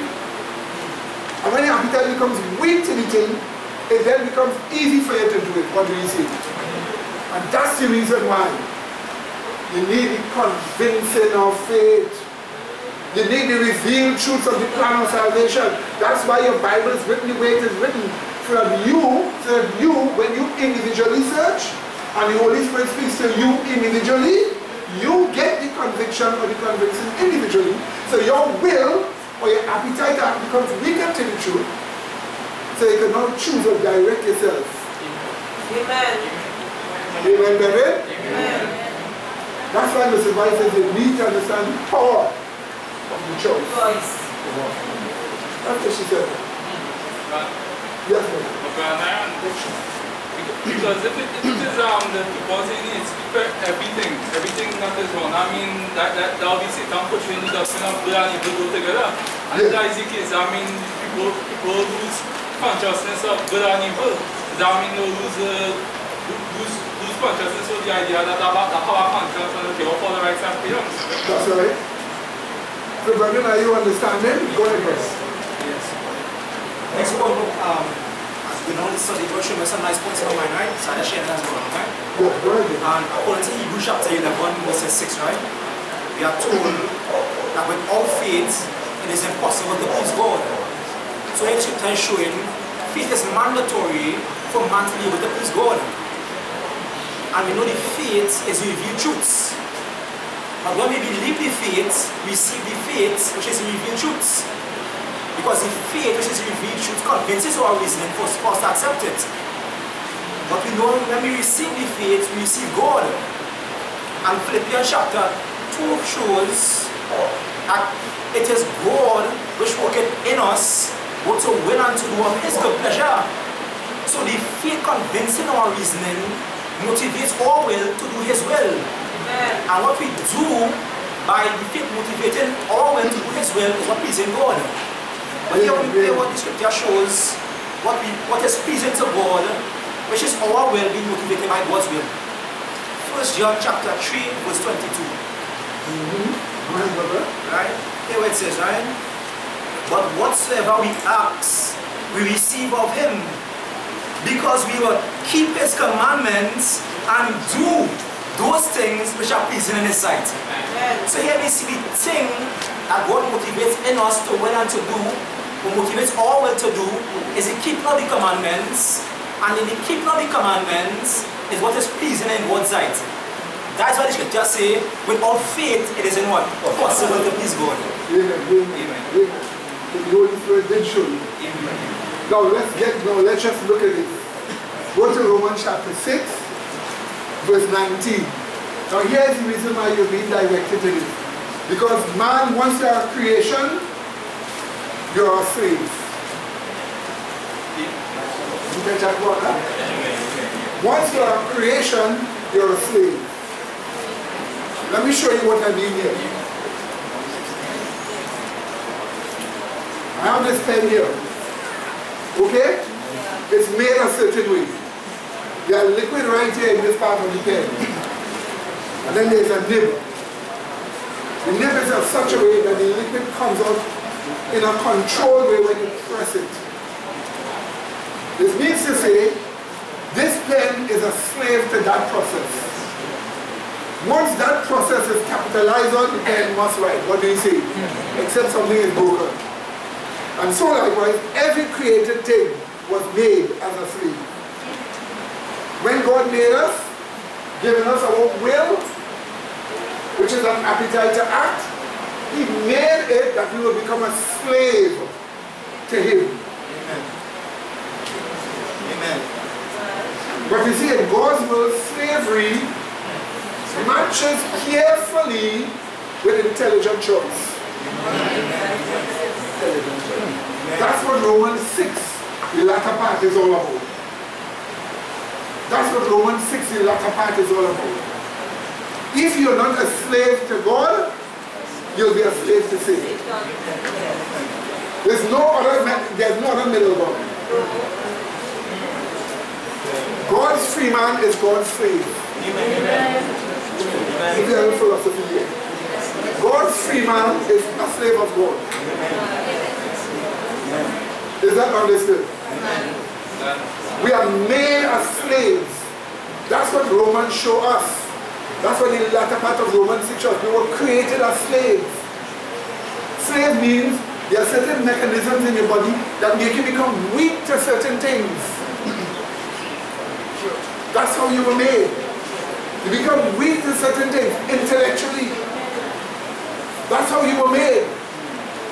So the best way to progress is to be weak to the will of God. What do you say? Amen. That's what Romans shows. Let's look at verse 19.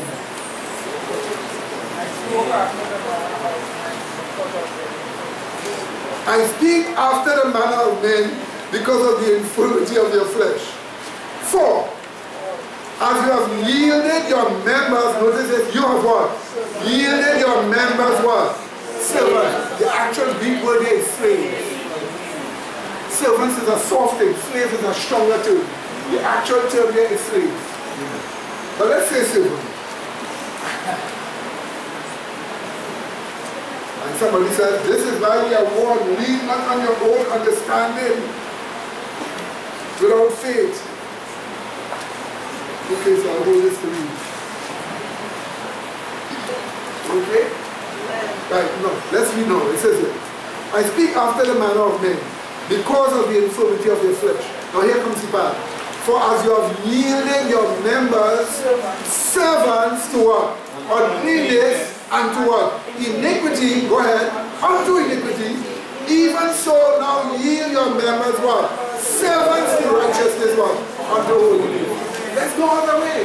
It's either you're a slave to sin or you're a slave to righteousness. That's how we were made. Our mechanisms were created that way. And once you understand that, you will see why Lucifer could now try to trap us. The mechanism to make you do the will of God is that somebody or some knowledge have to interfere with your appetite to act. Because your appetite to act becomes weak towards whatever convinces you. If you're deceived by the devil, you'll be a slave to sin. Amen? But if God gives you the truth and the appetite is to do the will of God, you're weak towards God. You become his slave. And that's how it's supposed to be. Come and take it. Just before. Notice this, you choose. Mentally direct yourself. That your appetite, that your will, your appetite to act, they act on the conviction of the faith, which is to what? Obey the law, which is what? God's will. So you're dealing with somebody wanting to do God's will. But their will must become the will of God. How? The conviction of the faith. And as the conviction of the faith convinces them, their will becomes weak to do the will of God. So then your appetite to act is really what God wants you to do. Your appetite to act is what God wants you to do. You understand what I'm saying? You can't do nothing else but that. That is why the Bible says you cannot do what you will. It's either good or what? Evil. And you cannot do anything outside of that. It's either the devil's will or what? Thy will. But since the devil doesn't say at all from the very beginning, it's supposed to be only to do what? God's will. Yes, my dear. That is why it says in Joshua, choose ye this day who will serve. So you have the choice to choose good God's will or to choose devil's way, which is your sports. So mentally what? Direct yourself. Remember, I'm setting before you what? Life and death. And then you tell you what? Choose life. Okay? Mentally direct yourself to what I've set before you. I give you the conviction or the convincing. This is wrong, this is right. Choose now. And it tells you which one to choose. So when you choose, you mentally direct yourself that your appetite to act or your will, they act on the conviction of the faith which he showed you. And that appetite to act, the conviction of the faith, is to what? I'll try to keep repeating it over and over for you to get it. Yeah. So then, therefore, we could say, when we look at Revelation chapter 12, and we look at verse 11, right, which says, and they overcame him by the blood of the Lamb and by the word of their testimony, and they loved not their lives unto death. Right? And we also know that they followed the Lamb whithersoever he goeth, when we consider the 144,000. So in that we understand that to continue in sinfulness is to continue having your will become to the will of God. Amen. Yes, but I forgot you. Two scriptures come in my mind when I was talking, right? Yes. The first one is when it says, and Abraham being one, fully persuaded. So look, Abraham had the convincing of the faith. He was fully persuaded by the faith, and that caused him to respond.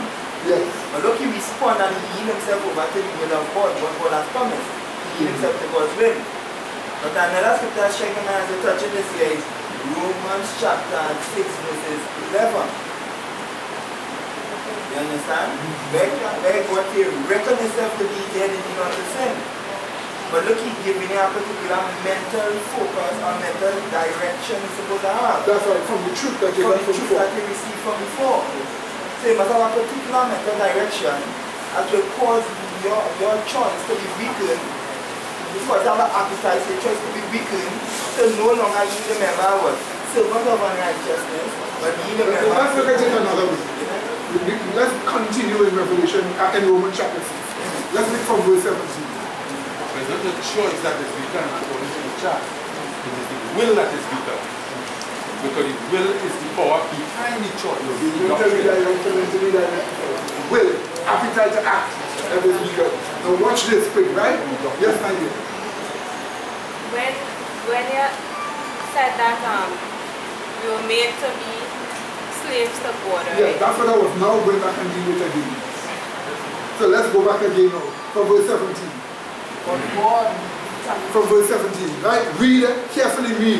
Look what your Bible is telling you here. We read 17, and we will read 18, and then we'll read 22. Watch what your Bible is telling you here. 17. But God be thanked that you were the slaves of sin. That's the Greek text. You what? Were. You are the slaves of sin. Are you watching out your Bible now? Are you paying attention now? Now listen, some of you may be getting endurance tests here right now. If you're getting endurance tests, don't fear it. Endure. Alright? You ready now? Watch this now. Pay attention to this one. This is crucial. Watch. But God, we thank that you were the slaves of sin.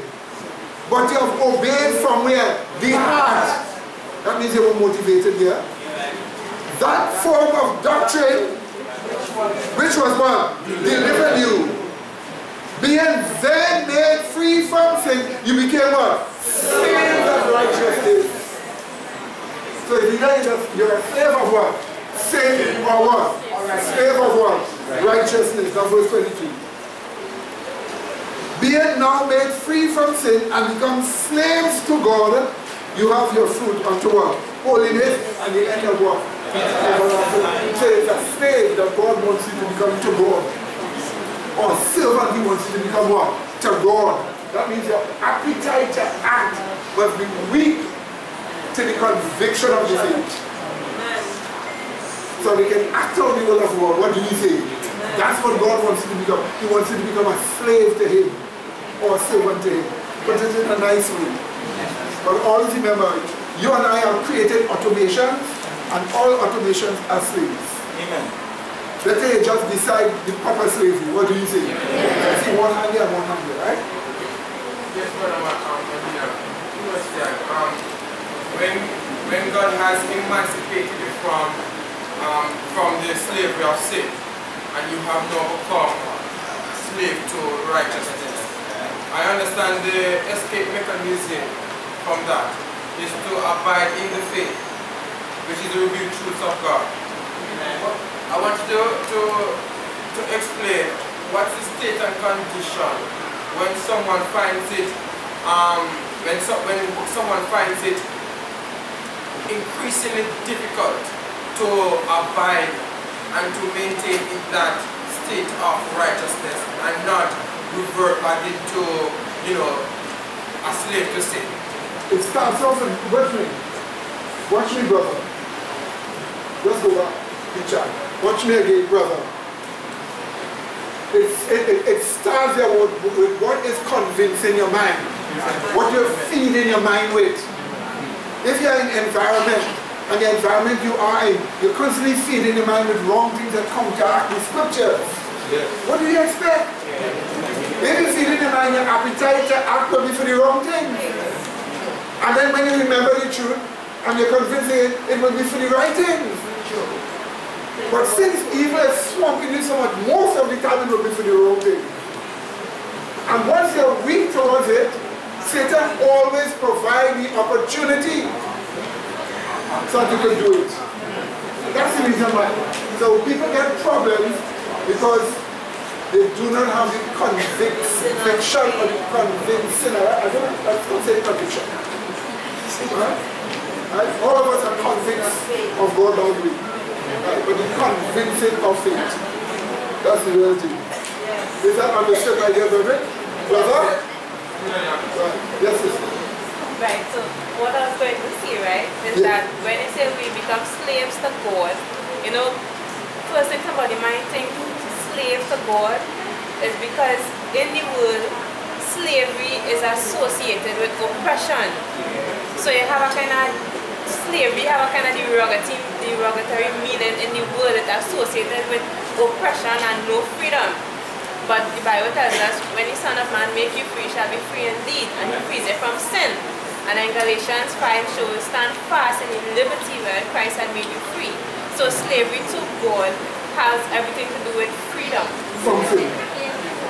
Not associated with any kind of oppression. That's why the law is called the law of liberty. Because obedience is freedom. What is freedom? Obedience is law. Right? So we have to understand these concepts. And things must change. But as I said before, you are created automations. All created automations are slaves. But just make sure you're a slave to God, which is freedom. Now let's just see Moses, watch. Turn to Hebrews 11.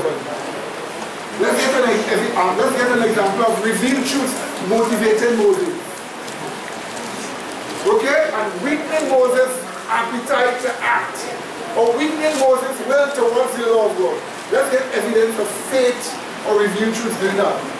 Moses, turn to Hebrews chapter 11. And we are going to read 24 to 26. Remember, Moses was this wealthy person who was supposed to take over the throne and become the new Pharaoh. Remember that? That Pharaoh had no son. Now you can understand when the Pharaoh afterwards had a son, he cherished that son so much because having a child to sit at the throne was important for continuing the lineage. Well, in Moses' time, the Pharaoh had no son. Right? But when his daughter, from this little child, that child would become the one to rule, not the woman. So Moses was the one to take over. He's in wealth, plenty wealth, plenty slaves. You see how it was to them? You're not even bathing yourself. They just come, they collect you, you walk, you do so, they take your clothes off, they put you in, they bathe you, powder you up, put back on your clothes, and they bring you food for you. You virtually do nothing. The Lord, if they could move you on the ground so to walk the land. That's how it was. Moses was wealthy. What would cause Moses now to look at a Hebrew slave to the Egyptians and decide he don't want that wealth, he wants to be among them? You have to have a kind of evidence to what convince you. To make you will, to make you have an appetite to do God's will, to have God's will. The Bible gives you a brief summary of what was the revealed truth he had. What was the faith? Let's read it all. Enough others here, right? No, one more thing, before you go. Look at Abraham. He reached 100 years old. I mean, they really had to have endurance tests. His wife, 99 years old, and he 100 years. That's the only time eventually they could have had children. But since before that, God already said, you will have a whole nation. He had to wait long years, so that more than 20 years. More than 40 years. By the time he reached 99 years, and he recognized he's about to go out, he takes a slave, Hagar, and God rebuked him afterwards, so he got back straight. But at that time now, he became dead and no longer able to reproductively function in no time. Yes. Okay? And his wife now, 99 years old, by that time, the amount of eggs released has gone. So in fact, she wasn't even releasing before being barren. Now you're going to release at that age? It was totally hopeless. Totally hopeless. So when God tells me you're going to have a child, he had to think that is a miracle. And it did happen as a miracle. Suddenly at one time, he just came alive. He just came back alive suddenly. And not just on this one, his wife started to say, I'm a young girl again. You know what that means?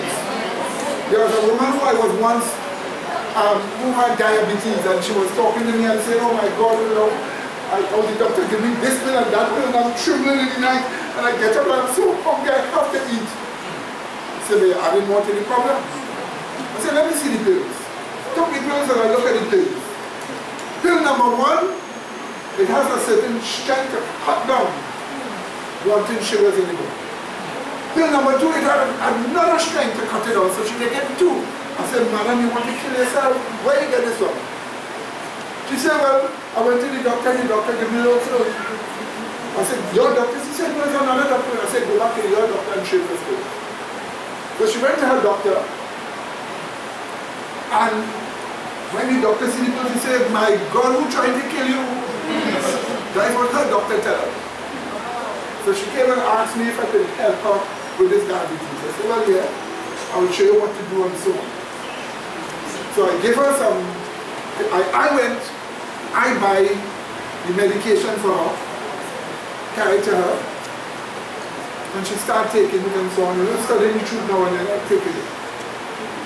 So by the next week when I come back, trembling gone, and you're telling me, I'm a young girl again. That's what she tell me. When I saw grown woman stuff, I said, what do you mean? She tell me she had stopped menstruating, and she had passed that menopause, and she said she's got back now. So the medication bring her back alive then, you know? And she was so happy, rejoicing. That is the same person who in dry season, started complaining she had no water and she couldn't get water up the hill here. And I point and say, listen, watch. It was dry season. I say, what, you see those ants here? She said, yes. I said, those ants come out when big rain is going and falling. She's shocked. It's dry season. You know, the next day all her tanks are full in dry season. So all that God used to win the poor woman to be saved, but she still never accepted it. That's why they will stand condemned before God, because they get so much evidence. They get their sickness taken care of. He gave them waters of the world and he bring him back a young woman. Just as how Abraham's wife gets him back, she said, I'm a young woman again, look what happened. So, now that Abraham had that, Abraham went, and as the Bible puts it, he had pleasure with his wife. You know what I mean? And she conceived and be a child. Well, as far as Abraham is concerned, that child is a miracle child. And he's hungry for a heritage. It's not Ishmael. This one is Isaac, master, happy. I'm happy. This one is it. So what is Abraham doing? He's so happy. Then one day God tells him, take your son, your only child, and go and sacrifice him. You know how you would feel? And yet he willingly obeyed as a slave. Because he had such convincing of faith that made us what? Will or what? Agree towards it. Hebrews 11 tells him what it is. But let's look at Moses. So when you read Hebrews 11, look at some of the convincing of faith. But let's look at Moses. Wealthy. Let's see why. What would they can give us that? Hear what the Bible tells you. Verse 24 to 26, Hebrews 11, 24 to 26. By faith, Moses, when he was come to years, refused to be called the son of Pharaoh's daughter, choosing rather to suffer what? Affliction with whom? People of God, than to what? Enjoy the pleasures of sin for a season. Why do you choose? The Bible tells us in the next verse, esteeming. The word estimation takes place anywhere in the mind. So the Bible tells us what was in his mind. Let's see the evidence here. Esteeming the reproach of Christ greater riches than the what? Treasures of Egypt. For he had what? Respect unto the what? Recompense of the reward. Did you get that? Yes. Here is what the Bible is telling us in his mind. He looked at all the wealth of Egypt and he recognized that's only for a while. But he recognized the reward of the Christian is greater. You don't even have to spend gold, you'll be walking on it. That's what you recognize. You'll be walking on it. It's so common. It's the best kind of gold. White gold. You know white gold is the most raised kind. You'll be walking on it. And all the joys forevermore, then pleasure of sin for us. To him, all that was so. So you know what? Take the reproach of Christ. The reproach of Christ is suffering for his sake when people attack you. So let me take that and endure. In the end, I'll come up with it. That was the knowledge he had in his mind. That is what we can, his will or his appetite to choose the way of God. What do you say? And was he successful? Yes, he was. So this is Moses' faith put here. We now see it is the revealed truth that's supposed to direct your will. What do you say? Or weaken your will towards it. Let's go back to the other chart here. Right, so choose means to what? Mentally direct oneself that your what? Will, which is your what? Appetite to act. They act on what? The conviction of faith, which is to what? Obey God's word, which is what? God's will. Catch it now? Do you understand it now? Next chart quickly, then we'll stop here. She said this is the quintessence of putting away of sin. Yes. Yeah, but see, why is it all of us are convinced? Watch me. The word convicted in prison means a person convicted of wrong. In other words, The evidence showed that they were wrong. So the evidence convicts of wrong. As a result of that, they locked up free. So they call him a convict. One who was convinced to be the wrong one. So all of us are convicts of God. You're all convicted. I am not you. But I like that one. Oh, another wonderful epistle. Just don't get the name, eh? Wonderful epistle. So I'm going to read it. Believe me. Thank you. Right. But quickly now, I'm not going to go much into this. We're going to talk about this another time. But let me just give you a brief account here of what you're dealing with here. What you're dealing with here? There is something called the evil experience. There's an evil experience. This is for Christians. Strictly. There is something called an evil experience that Christians have. When they find out Christians going and do wrong, they repent and they go back and they obey God. When they want to do wrong, then they repent and they go back and obey God. Then they do wrong, then they repent and go back and obey God. You're looking to see what causes that. Yes, you should repent and go back and obey God. But there's a time you must put the circle to an end. Amen? Behind that behavior is something called the evil experience. The evil experience is really mental switching. A mental switching that takes place in your mind. Now for you to see this, you have to slow down your thoughts. What do you have to do? Slow down your thoughts. Right? Slow it down. And see what's going on in your mind. The next time you do something wrong, slow down and look back and see why you did it.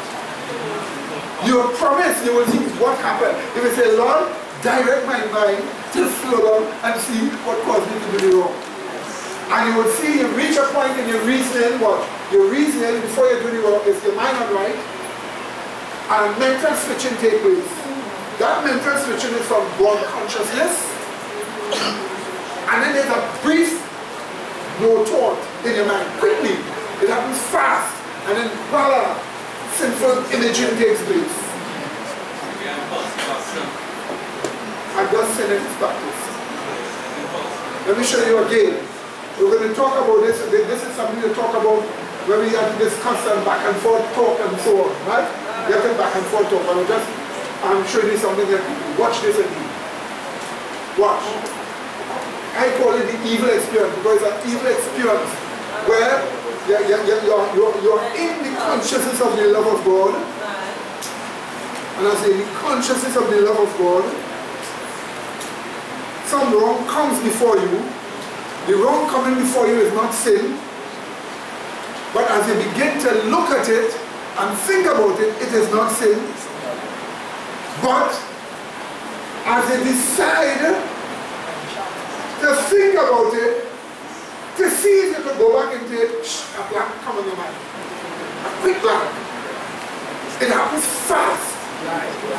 That's it, Holy Spirit moves. And as a quick blank passes, it's that easily imaging the wrong that you want to do. Mental imaging, sinful imaging wrong. That is the time when you can go and do it without anybody stopping you. I know. Let me just repeat it again, and we'll talk about it in the next time. This is it. We're talking about methods to deal. Watch me. You really want to be successful in stopping the circle? Yes. This makes you stop the circle. When you understand what's going on and you're able to track it down in your own life. Yes. You're able to do what? Track it down in your own life by your mind. Think about it and see. Track it down. That's why you need to have what you call, Jesus Christ says, and what he says, in your something possess your soul. In your patience, endurance, possess your soul. He is speaking about having a kind of a self-consciousness of what's going on in your mind. And why you do the things you do and how it comes. Right? That's why you possess your soul. Or yourself. That's what the Greek means. Possess yourself. So in other words, I call it the evil experience because it is a mental switching. You're conscious of God. From God consciousness, you're conscious of God. Then evil comes before you as a temptation. When it comes before you, you think about it, you say, yeah, well, I know what this is. Then you remember doing wrong with that temptation. Two things. Immediately you're supposed to do what? Say, not me, and turn your mind off. But as you entertain thinking like Eve, as you entertain the thinking, a brief blank comes in the mind quickly. It passes fast. Very, very fast. Like a microsecond. But you must be able to see it yourself.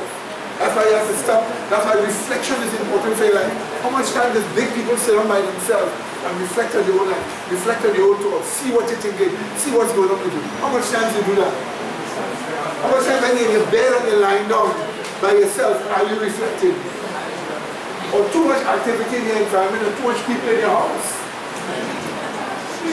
That's why God doesn't want a house with plenty of people jamming it up.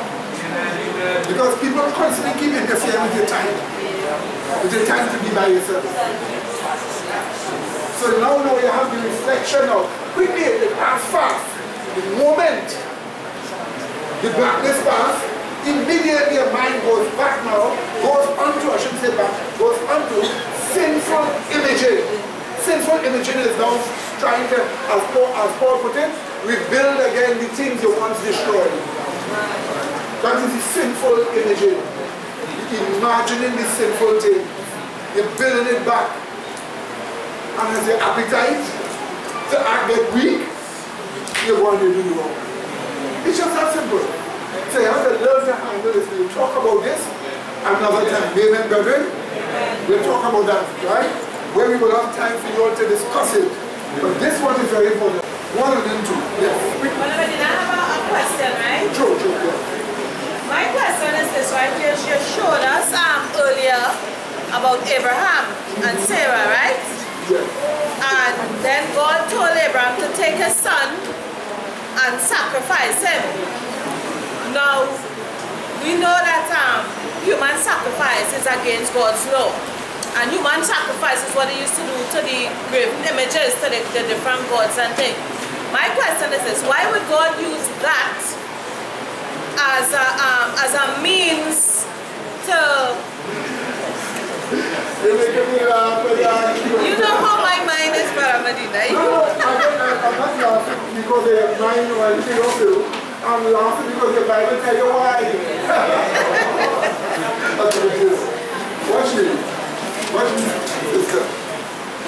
The Bible tells you think Abraham wouldn't think so? You think Abraham wouldn't think, but Lord, you will sacrifice his wrong, you're against that.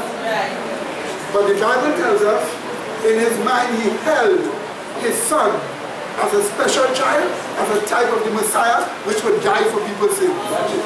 And by doing that, he will be typifying the Messiah dying for people's sins. That was the faith he had. But to have a faith like that, at that time, way back then, when you could make children so, was something else. What do you say? And as Jesus told the woman, watch me, she had an issue of blood. She was unclean. She was not supposed to even touch anybody because they'll make them become what? Unclean.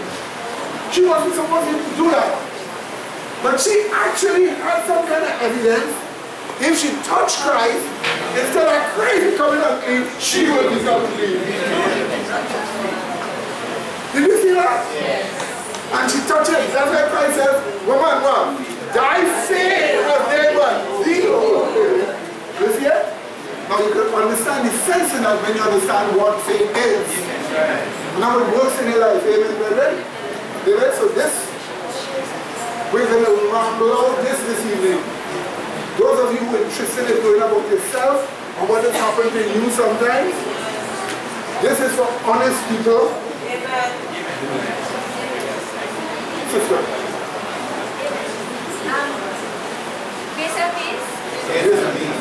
So just like a summary statement for this study, based on last week and this week, what I was saying is that based on the tests that we get, whether they be temptation tests or endurance tests, we well, this is for converted people, of course, right? We must be in our minds convinced of the faith, having an appetite to do the will of God, which is to do God's law, right? And thus, when we keep that faith through being motivated, believing, and being convinced of that faith, we will therefore keep the faith in sanctification. Thus, we are keeping the law of God.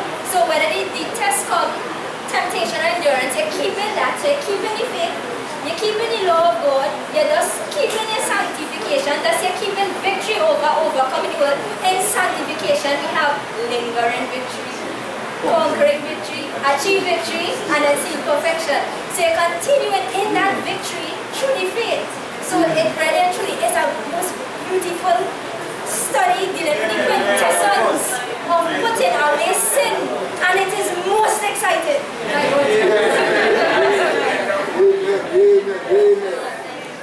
Right, brethren, right? Only here will we be able to discuss things like that. Only here. Why? Not because we are something different or above the Adventist church.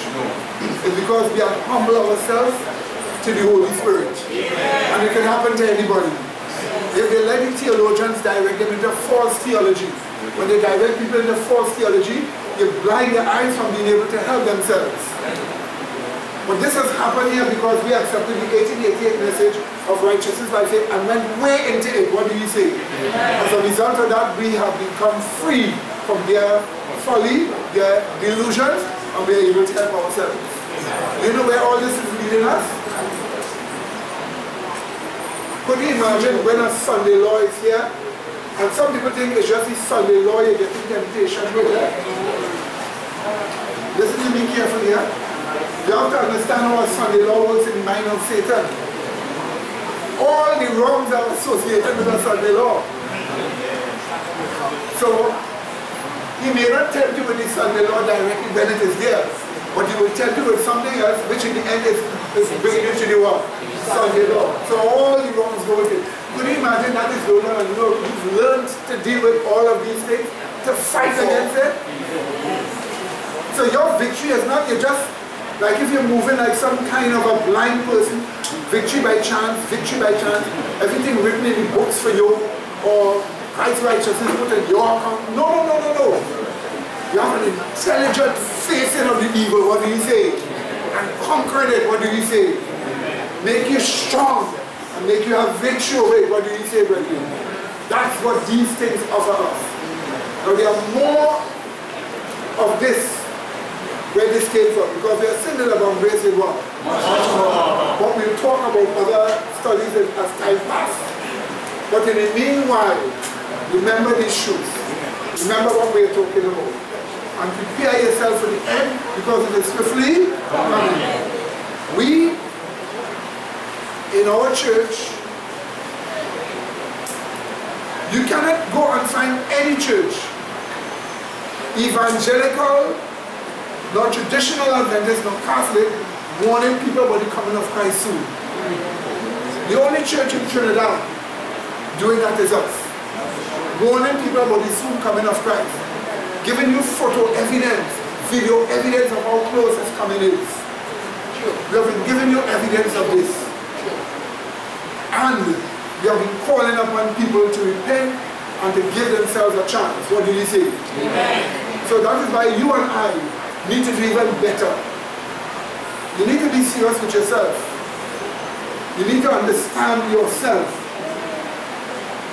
The phrase, man, know thyself under grace, is important. You need to know yourself. You need to understand how you think, how you operate, what causes you to do wrong when you do wrong. What values you have in your mind that causes you to operate the way you operate. You need to understand that individually. But you need to be honest. Because these things are for people who want to get somewhere. You want to get somewhere, you have a chance. It's there for us. What do you think? And we will do everything in our power. By God's grace, we promise we will do everything in our power to help all those who are truly sincere and who truly want to get somewhere. Amen. Hallelujah. Please let us start.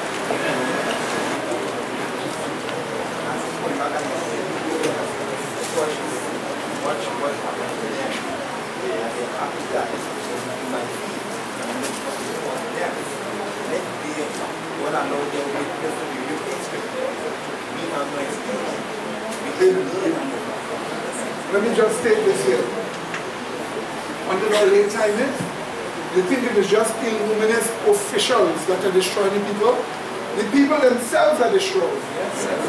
That's why they cooperate with the illuminists so much.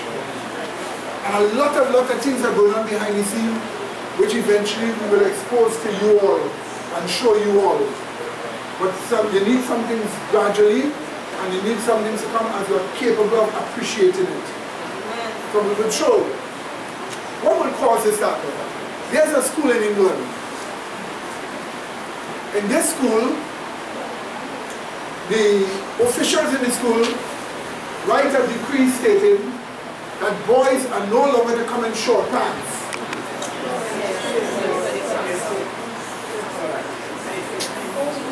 Wear long pants. That's what they tell them, eh? No longer come in short pants. The boys protest. It is so hot. The next day, all of them come with skirts. Come with skirts, mini skirts. It looks so disgusting. And many of them look like sodomites' dreams. You know those pedophiles? Remember sodomy and pedophile go together, right? Yes. Because sodomites, they don't just go for older people. Their thinking makes them go for younger and younger and younger. That's why they ask the government for them to be able to practice their filthiness on 14-year-olds. So the law should state they should have consensual relationship with a 14-year-old. Please. So these are sick, filthy people. Sick, filthy people. But here's the shocking thing. Could you imagine these boys come to school with skirts on? Mini skirts? And they call it protest? To me, if you want to protest, all of y'all come in your short pants. Exactly. Yeah. All this wearing the skirts mean you're protesting. Who put it up in your mind? Because there's one thing about the thought what? One school in Birmingham, a district, 3 others in another district in Birmingham, and you're going to tell me all of them think the same thought at the same time?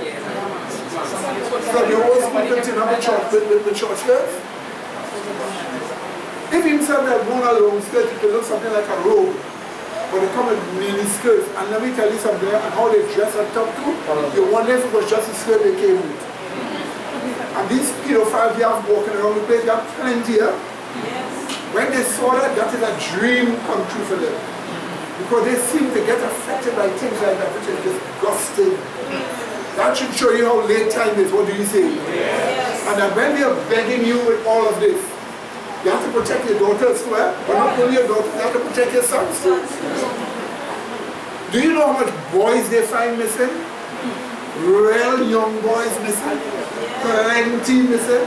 You think there's young girls missing? Yes, you have to protect your daughters too. But you have to protect your sons too. So you see, when you have a chance now to deal with yourself and to make sure you're pure in sin-freeness as could be, should you not grab it? Yes. At such a time as this? Yes. The sure the protection is good. And you're going to get some miracles shortly. You're here. As you're not faithful to God, you're going to get miracles from God shortly, confirming that He's pleased with you. Confirming that He's pleased with you. Amen, brethren? Amen. And I stand here, and there's no doubt, I feel confident that you will receive some. What do you say? Amen. So let's prepare ourselves. Amen, brethren? Let us pray. Gracious, loving Father, we thank you for all the revelations you have given to us. We thank you for the light of truth that you have given to us. Bless us with understanding. Bless us with the truths of the plan of salvation. And help us to take these things seriously for your glory's sake as we enjoy us here. In Jesus' holy name we pray, with thanksgiving unto thee. Amen. Amen.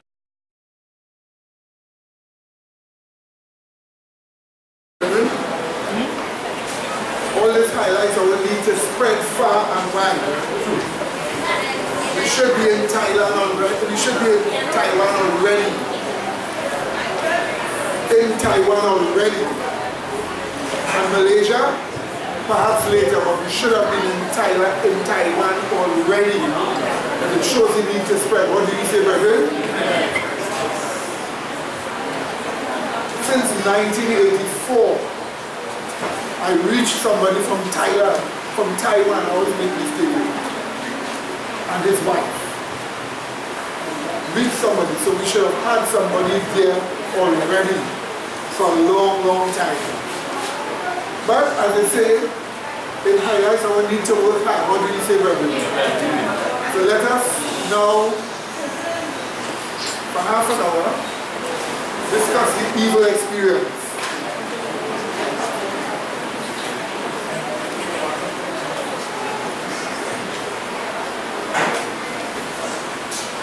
Let us have a little word of prayer. And let us pray.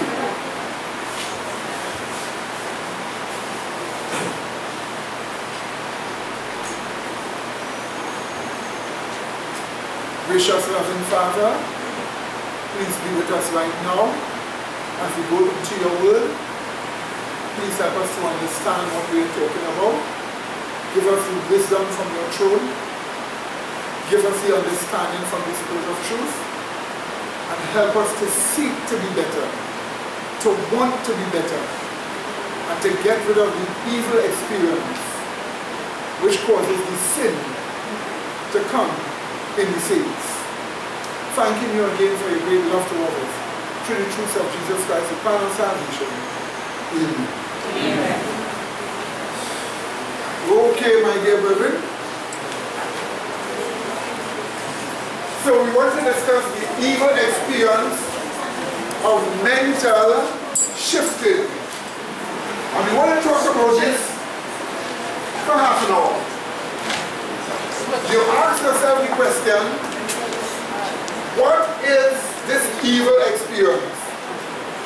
An evil experience is an experience whereby sin could be allowed by the Christian to come in the Christian. It is an evil experience because it is the Christian allowing sin to come in the Christian, whereas he didn't have to let that happen. So when we talk about the evil experience, we're talking about what Christians allow. So the brother just quote and say, let not sin reign in your mortal body, that you should obey it in the lust thereof. The question is, why should you even want to be righteous sometimes and to sin sometimes? Are you trying to play it two ways? Are you trying to have pleasure in serving God, and at the same time, if you can see if you can get the pleasures of the world?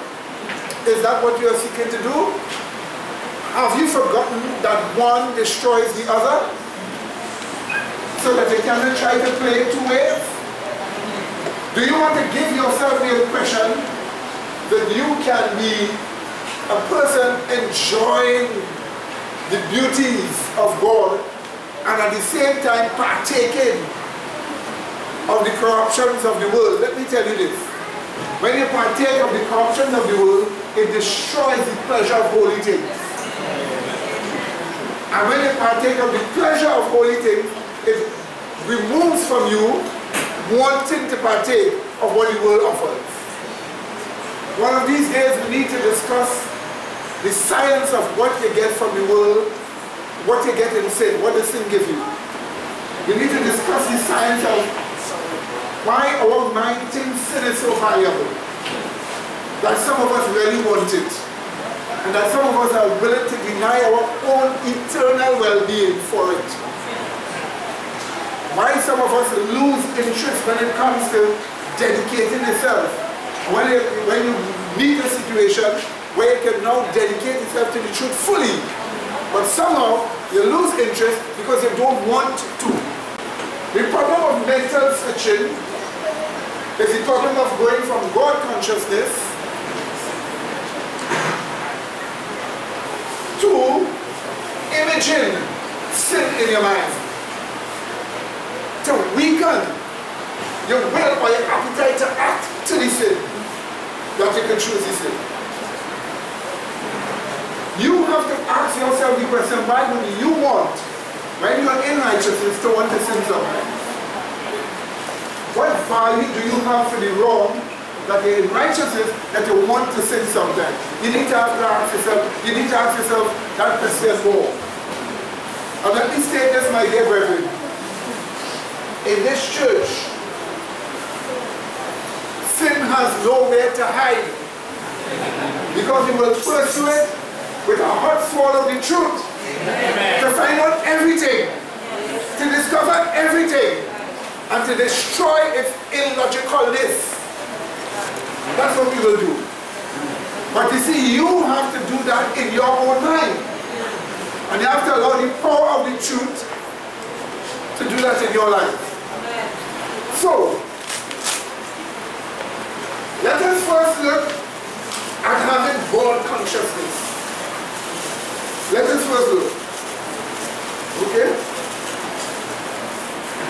Turn with me. In fact, let's just first look at Hosea chapter 5 and verse 4. Hosea chapter 5 and verse 4. Please help your neighbor find it if you do not know it. There is a phrase here that is the same thing called the evil experience. Watch what it is called, and when you observe how it is explained, you will see it is the evil experience. It's mental switching. Watch the phrase. Hosea chapter 5 and verse 4. They will not frame their doings to turn unto their God. Did you see that, right? They will not what? Frame their doings to what? Turn unto their God. For the spirit of what? Whoredoms is in the midst of them, and they have not known Yahweh. The phrase spirit of whoredom. Yes. Once you have the spirit of whoredom in you, you do not frame your doings to obey God. In other words, you have a knowledge of God. You are abiding in Him. A situation comes. All you have to do is to frame your doings to what? Obey the Lord, but instead of that, you're not doing that. It would mean to say that you're mentally switching from what? God consciousness to what? The imaging of sin. The imaging of sin. Look at Hosea 4:12. Hosea 4:12. The spirit of whoredom is evil. Yes. Yes. 4:12. My people ask counsel at their stocks, and their staff declaring unto them, of course, trees and pieces of wood and so on with symbols drawn, and they can't really talk to you. Sure. But they think so. For the spirit of whoredom had caused them to err, that they have gone a whoring from under their God. So you see it here, you were following God, and from following God, they went a whoring after stocks and sticks and stones with carvings on it. And we're told the spirit of whoredom caused it. The spirit of whoredom is the evil experience of mental switching, which causes them to give up God and to go after evil. Now quickly, let us look at God consciousness, having God in your consciousness. Turn first to 2 John verse 9. Whosoever transgresseth and abideth not in the what? The doctrine of Christ, that same doctrine of Christ is none other than the character of Christ, or the faith of Jesus Christ, or the truth of the plan of salvation. It goes on. Whosoever transgresseth and abideth not in the doctrine of Christ hath not God. He that abideth in the world. Doctrine of Christ, he had was God the Father, the divine nature, and the Son, the character of Christ. So in other words, the person that abides in the truth of the plan of salvation or the faith of Jesus Christ has God dwelling in him. Not in your foot, not in your hand, not in your belly, but in your heart. Is that understood, my dear brethren? Remember the Bible tells us God is love, and he that dwelleth in love dwelleth in God, and God here, in him. So to dwell in love, you don't dwell in love with your foot or with your behind. You dwell in love with your mind. What you keep your mind on is what you dwell on. So if you dwell in love, it means love is where? In your heart. So if God is love, and you're dwelling in love through the truths of the plan of salvation, then you're dwelling in God, or God is in your heart. And the Bible says, blessed are the pure in heart, for they shall what? See God. Not physically with your eyes, but with your mind. So the consciousness or the awareness of the divine nature is seeing God. And you see God through faith. Because faith reveals the unseen. So in other words, the person who has God consciousness has two things. The revealed truth or the faith of Christ, plus a consciousness of the divine nature. These are the two things they have in their consciousness. Now that you have God in your consciousness, why would you want to sin? Sure. So a temptation comes before you. Voila. When the temptation comes before you, you have to make up your mind. Would you keep God consciousness, or would you try to partake of the temptation? In the first place, the idea of partaking of temptation is a deception. Because partaking of temptation is not doing anything except building something in your mind. Let me talk to you again. Partaking of temptation is not doing anything except building something in your mind. Think about it. A person who is lying or doing something lying, the lying is not with his hands. It is with his what? Mind. A person who is killing, while he's using his hands to kill the person, his mind is the value of that wrong. You must deceive yourself first. So you do nothing but to bring ideas and values in your mind that you can do the physical thing.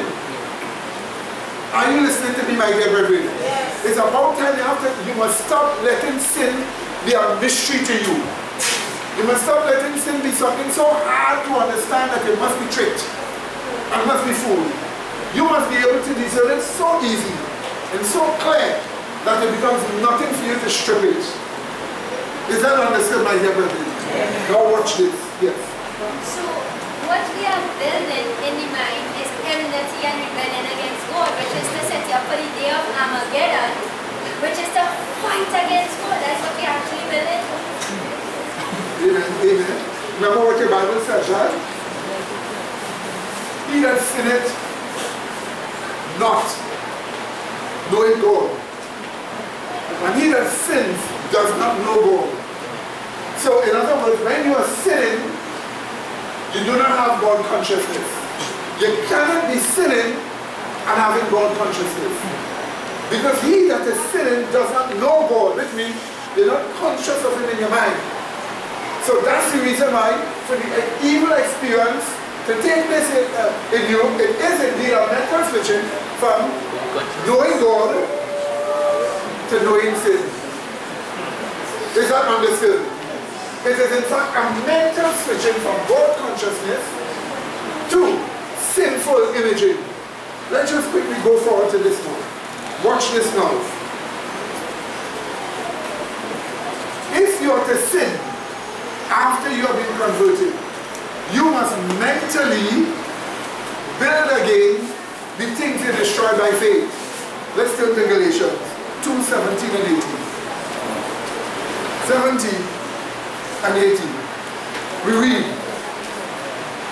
but if while we seek to be justified in Christ, we ourselves are found as sinners, is therefore Christ the minister of sin? In other words, you're justified by Christ. You have Christ dwelling in you. How are you sinning? Is it Christ ministering the sin? Paul says, no, no, no. What did he say? The next verse says what? God forbid. For if what? I build again the things which I destroyed, I make myself what? A transgressor. Did you see that right there, brother? So in other words, to move from God consciousness to sinful imaging, you must make yourself that transgressor. You must do it. You must practice what we call mental switching. Now mental switching happens when a person still has some kind of convincing that the gratification of the wrong is pleasurable and it's something they want. You will only want to mentally switch if you have in your idea the wrong is somehow have some measure of pleasure or measure of gratification or measure of satisfaction that you want to go towards it. But you don't want to go towards it totally because you know it will ruin you. But you want to partake of it sometimes, and at the same time, you still want Christ. It means to say, you need a proper convincing. Right. But why you didn't have the convincing could be your fault. Because some people get proper convincing and don't have the desire for the wrong. And then when they take back again, and they begin to imagine it again how it is, they begin to decide now that they want to re-experiment and see what pleasure they can get. It is the deciding to re-experiment that causes the mental switching, that the person goes from God consciousness, not to sin consciousness, but to sinful imaging. For you to build back the wrong, you have to start to imagine sinning. Imagine the wrong. You have to build up an image in your mind for the wrong. You must remember you were convinced against it, weren't you? Yes. Yes, you were convinced against it.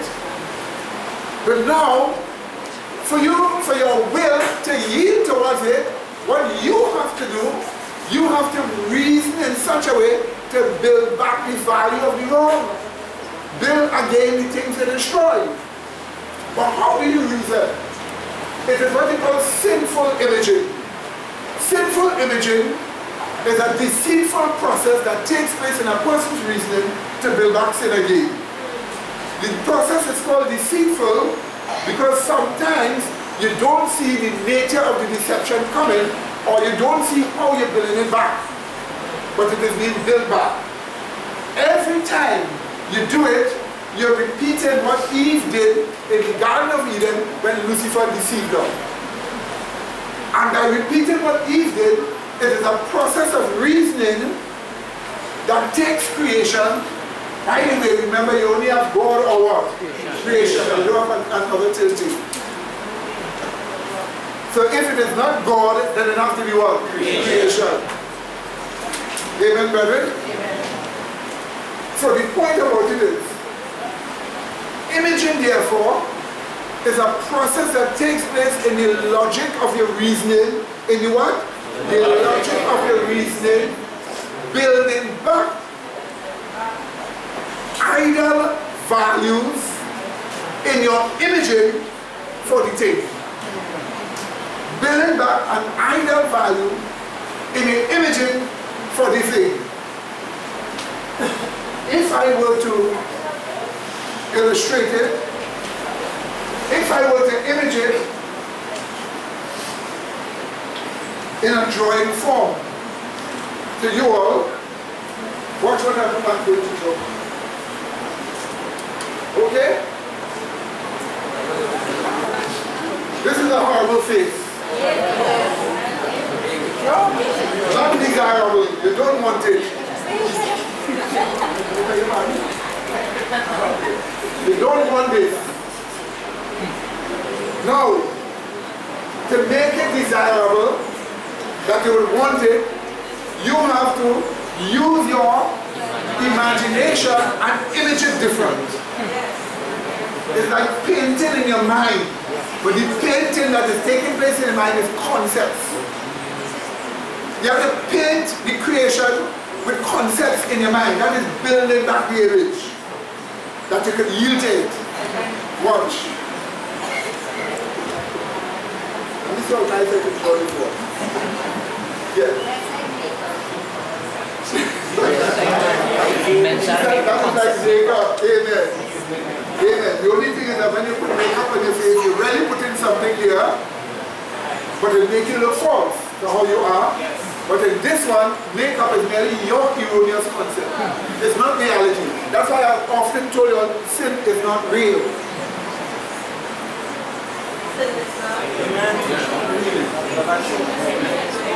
Money is not God. People are not God. And that is what sin is saying. That is not real. That is a lie. That's why it has to be a deception.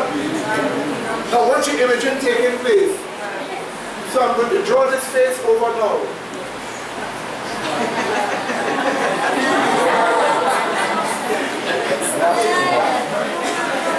I don't know, a little glory to make it look a little something. Right. In other words, in your mind, you're building up the thing, making it look more than it really is. That's what you're doing. And that is sinful imaging. You're creating an idol in your mind. And remember, this is what Eve had to do. When Satan spoke to her about the fruit, she had to imagine something about what it will do for her. It will be pleasant. It will be desirable to make one wise and become a god. So you are painting a picture in your mind now. And that now convinces your reasoning. It convinces your reasoning so that your appetite now, or your appetite to act or your will become weak towards it. And this is the reason why we are greatly responsible for our wrong. Because when God makes you free, it is you that rebuild the image. Now let's see how the Bible speaks about it here. Ezekiel? Yes. So, person who has the mental switching, will they be considered half-hearted? Yeah. Person who has the mental switching, and they have to be considered half-hearted? If they are half-hearted, remember by the time they practicing sinful images, they already passed annihilation.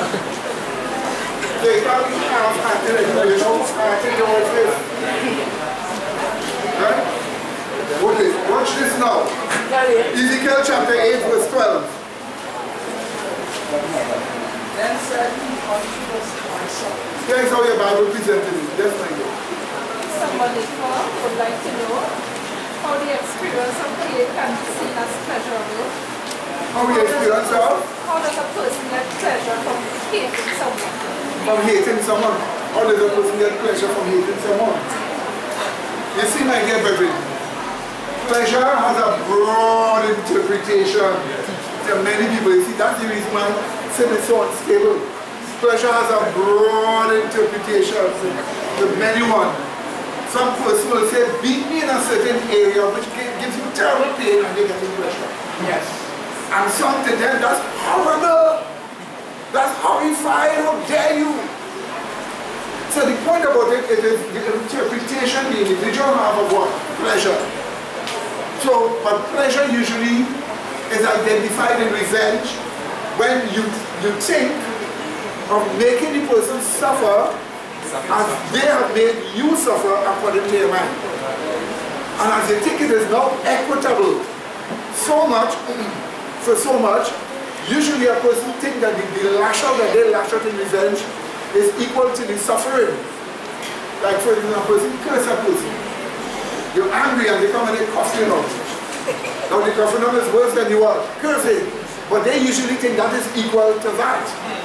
Because the sense of pain they have, they say that that is equal to just the words you say. But you say, but I didn't do it so much. That is warped demented thinking. The state of Israel always do that. If somebody take a little thing with a little bomb and they throw it there, and it blow up, and nobody get harmed, in Israel they'll want to bomb up a whole city for that. And they get sad, that to them that is pleasure, that is satisfaction. I quote, they say it is like shooting fish in a barrel. That is Israel. Shooting fish in a barrel. So what? Let me just explain this concept. So what? Just read here. what we saw, right before. Ezekiel chapter 8. And then verse 12. Okay? Then said he unto me, Son of man, hast thou seen what the ancients or elders of the house of Israel do in the dark? Why does it say in the dark? It explains. Every man in the what? Chambers of it in the dream. For they say what? Yahweh seeth us not. And what else? Yahweh hath forsaken the earth. So then the Bible shows us the reasons they gave for actually sinful imaging. They developed a concept of an absentee landlord God. That God did everything and then he just disappeared, he gone out. So he's no longer in the world dealing with man. And furthermore, that means he cannot see us what we're doing. That's the concept they developed. And as a result of that, in the chambers of their imagery, which means in their minds, in the imagination, they were creating idols.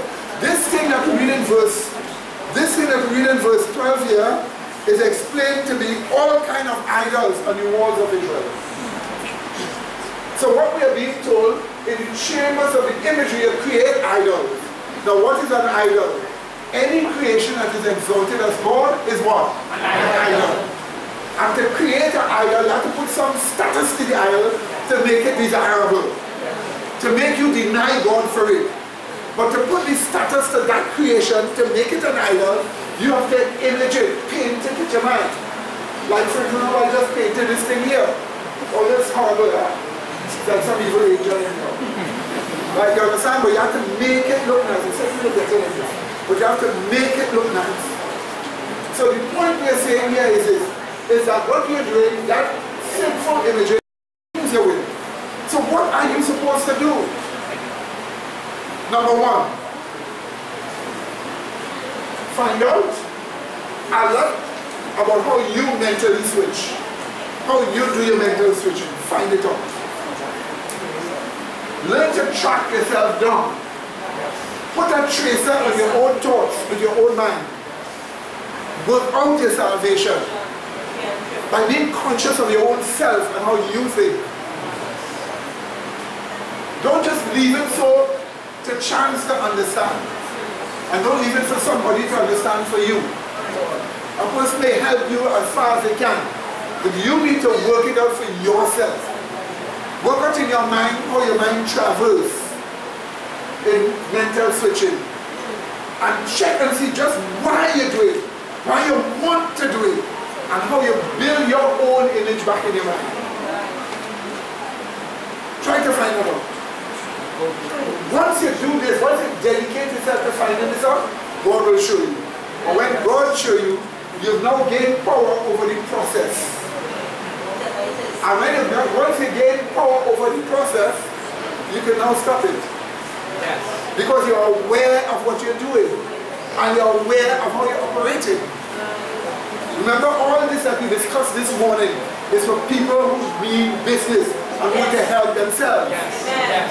Yes. Now, I warned you before that I was not going to do this because some people will quickly mature where they're going before they get a long chance enduring in the truth to change. But I think we are reaching a stage now where we have to make up our minds. What do you say? Yes. You have to decide what you want, is it not so? Yes. Yes. Yes. And if you have to decide what you want, then therefore, this is for those who want to get somewhere. You want to get somewhere, you're going to get great help if you follow this. But there's still the only stop part of the way, because this goes more, which we haven't touched now. But the point about it is track yourself, trace yourself, put a tracer on your own mind and learn yourself, learn how you function, learn how you do things. And when you learn how you function and you learn how you do things, you see what happens to you, why you do it wrong. And once you know why you do it wrong, it's up to you about sincerity or not to determine what change you want. Because this is only for somebody who wants to have power over all evil, to stop it. Amen. And to put a crush to it. Yes. That's what this is for. Yes. And this is why I ask you to be sincere personally. to be sincere about this. I could stand here and watch and see people making up their minds right now. I'm not going to watch anybody's hands or anybody's finger, which is but you can see people making up their minds one time right now. But you may not have enough faith to make up your mind sensibly right now. If you don't have enough faith to make up your mind sensibly right now, build your faith. Take the scriptures, build your faith. Only remember, give yourself a chance. Does that understand? Yes. Only remember, give yourself a chance, right? I saw 3 hands. 1, 2, 3. Okay? So, 1 verse. I was last up person, right? Yes. Is the mental switching identified as a man who is unstable, double-minded. That double-mindedness. The Bible identified as a double-minded man is unstable in all of his. I have a scripture here. That's what. Is that? Sorry. Is that right? Yes, yes, of course, certainly. I just want to ask one question. I remember you were talking about... Hold on, 1 minute. But when it says double-minded man, unstable in all his ways, double-mindedness in that scripture is not necessarily now and then the double-minded. Because sometimes a person, they know what they want and pursue it now. They're not double-minded. And later on they may become double-minded. Then they will give it up and they become stable again. This one is speaking about a person who is not that, not like that. They're just double-minded right through. I remember when you were speaking, you was talking about evil experience that people will just emulate while the next year and they get that thought suddenly. You understand? Could you explain that in the light of this discussion? That one is something different to this, right? This one is speaking about evil angels' presence making you sin. Right. Now there are sometimes they are among us, they are around you. Lying down in the bed, they come right by your bed. Or they're standing in the street, they come right by you. They have an evil experience with them. And since our minds can pick up things, like a person come around you and they watch you suspiciously, and they pick up something from them. So our minds can pick up more from evil angels because they have what they have extreme. Yes. There was once I was standing with an envelope in my hand. I was standing with the envelope in my hand.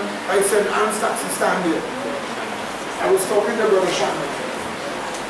The envelope I had in my hand, it just had documents in it, but it looked like if it had money. And there was a red fella across the road. My eyes picked him up watching at the document, at the envelope in my hand. And as he watched the envelope in my hand, I saw everything run through his mind. He thought it was money, his face changed. And you could see the evil intention come, get that from me. So much that I was talking about a Shannon and I said aloud, these documents are out of there. I see here, he stopped the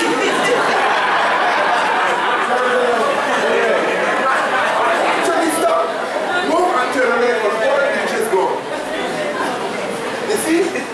But I'm just saying that to let you know, so sometimes evil angels are in your presence and they think a certain way to influence you. That's why if you abide in the truth, they cannot touch you. What do you see? I have seen evil angels already looking just as how I see you. Yes. Literally impersonate a person.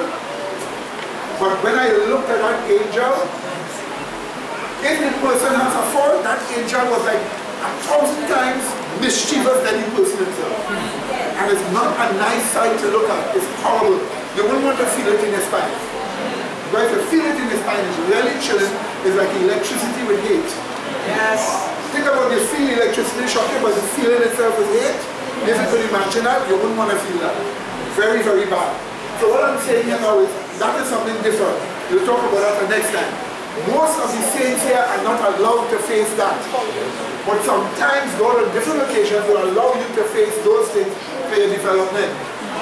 But most of us are not allowed to face it. So we'll talk about that the next time. Turn hand. Yes, I guess. You have that problem, right? How do they work it out? If the person has the problem of the mental switching, how do they work it out? Do you look at the scriptures pertaining to the problem, or how do you work it out?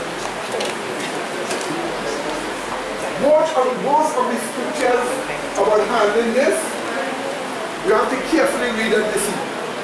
Like for instance, wherewith all shall a young man walk? By what? Right, so that will keep you from mental switching. You have to cleanse yourself. But here is the best way to handle it. To handle it, find out how it operates in yourself. Try and discern how it happens in you. Remember what you did in the past when you did something wrong. You switched from being conscious of God to imaging sin. Remember how you did it, why you did it, what you was looking for, how it operated in you. And map it out in your mind, put traces on it. But as you become aware of it now, as it begins to happen, you will trace it. And once you see it, it is all based upon how sincere you are. Once you want it, you will know how to handle it now. Yes. Most of the things happen in people's minds so fast that they're not able to track it down and handle it. And then after they do the wrong, they say, oh my gosh, I did it again. Why did I do this? Why do I always do this? Slow down. And this is the reason why the Bible is written that way, to make us focus. Okay. The human mind needs to learn to what? Focus. Focus on truth. Focus on your own attitude. Is that understood? Yes. So God even gives us a book in the right way to help our mind the right way. That's why when you reach day 11, you have 1,001 things to thank Him for. Even if the way the book is written. And He explained everything what you just put the real and that's it. No, no, no, no, no. You need to spend time to what? Focus. And learn yourself. So that's the best way. Search your heart. See whether there's any evil in it, the Bible puts it. Yes. Search your heart and see the evil experience. And when you see it, you know, well, okay, this is the reason why when I do this. So you will know when you switch from righteousness to sin, you will know it for yourself. Once you know it for yourself, then you know how to handle yourself. Is that understood, my dear brethren? Basically, handling yourself is based upon convincing your mind. Convincing your mind. Listen, let me repeat this to you again. The best thing for your own self is to make sure your mind is convinced about righteousness. Convinced about truth. And that's why this is the victory that overcometh the world, even our faith. And the reason why the Bible calls it your faith, because when you believe, God counts it as yours. Yes. Or imputes it to you. So it becomes yours. Is that understood? So that's why the best thing for you is to get faith. The Bible is full of it. Notice what it says. By grace are ye saved what? Through faith. The evangelical said, we are saved by grace. I said, hey. The Bible doesn't say you're saved by grace. It says grace through faith. So you're saved by faith. And the Bible says faith without what? Works is dead. So if you're saved by faith, you better have works with it. That's what you tell the evangelist. You always come, be saved by grace, saved by grace. Hey, that's just part of the statement. It says, for by grace are ye saved what? Through faith. And that's one of itself, it is the what? Gift of God. So the Bible clearly tells you, it is not just grace, it's grace through what? Faith. You see, grace can't save anybody if it is not true what? Faith. Because the grace of God is God's mercy and God's kindness. God's mercy and kindness gives us truth. Is that understood? Yeah. God's mercy and kindness gives us what? Truth. Or you receive truth. But you see, mercy and kindness is only shut up if you don't love in deed and in what? Truth. So God must show you the truth to help us. So it is by grace, through faith. Is that understood, my dear brethren? So, the best way to help yourself in this is to track yourself down. Yes. Track it down in you. Put traces in it. Learn how you are when you're conscious in the love of God. Learn how you are when you're imaging sin. What's going on in your mind. Sometimes look at your own self in the mirror and you see what you look like. That's correct. Go and look at yourself from the time you start imaging sin and you know you're doing it, go in the mirror and look. Look at your face. Try it. Do you know what I just said? Try it. The moment you know you're imaging sin to go and do something, just go and look at yourself in the mirror. Look at the face of the person images. Look into your own eyes. I'm sure you will turn fast. But find ways to help yourself. What do you say? And God promises you to help you if you finally, and I'm closing off here now, learn to show much interest in your personal moral development. You must learn to be troubled if you think you are not going well spiritually. Yes. But troubled to the point that you will correct the situation. Amen. And this must happen again, and again, and again, and again. Sometimes when people do wrong, they go about the results in a callous way. You do something wrong, and you act callous and hard, like if you don't even care for your own salvation. You must learn to develop concern for your own salvation. One of the things some people here in this church need is to learn to develop interest in their own salvation. Because some people here, they want to be saved there, but their interest is halfway. They need a stronger interest in the salvation. Listen to me carefully. If you put much interest in your personal moral development, what's the next thing you need to look at? You need to look at the character of your own morality. Did you hear that one? You need to look at the character of your own morality. You need to look at the painting you have had morally of your own self. When you look at that, you will feel nauseated if you love the truth. You will say, I'm definitely not a good person. I am horrible. That's what you will say. But when you say that, looking at the character of your morality, it is because you want to be better. Is that understood? So that you will dedicate yourself to dealing with yourself more. Now here is another study to look at if we need. How to judge your personal moral development to what you call see how you're doing. It's like a person put out checks to check and see how they are going with their moral development. Assessment. Right, an assessment. And if you see you're not going well, then do better. Be troubled and be troubled over and over and over. Spend some time hide up in your corner by yourself, going through your own mind, going through your own attitude. Is that understood, my dear brethren? Is that understood? You need to do that. Yes, brother. Mental switching, does it create etchings, whether they be positive or negative? Sorry? Mental switching, does it after a while create etchings? Etchings in the brain. Etchings in the brain. I don't understand that. Physical etchings. Oh, yes. Etching. Engraving, yes. That's why when it becomes a habit, I call it evil experience. That's why the Bible calls it the spirit of hold on. Hold on. You see, because it becomes a habit. And that's the reason why when it becomes a habit, it's easy for you to do and go your way as if you have done nothing wrong. Then you go and you pray and you do this and you say, Lord, forgive me. Then you go back and do it again. And then you go through as if it's easier. You've made it become a habit. This is the reason why you're going to break the habit. Amen? You're going to break the habit. This is what I'm saying. This is for somebody who's a Christian already.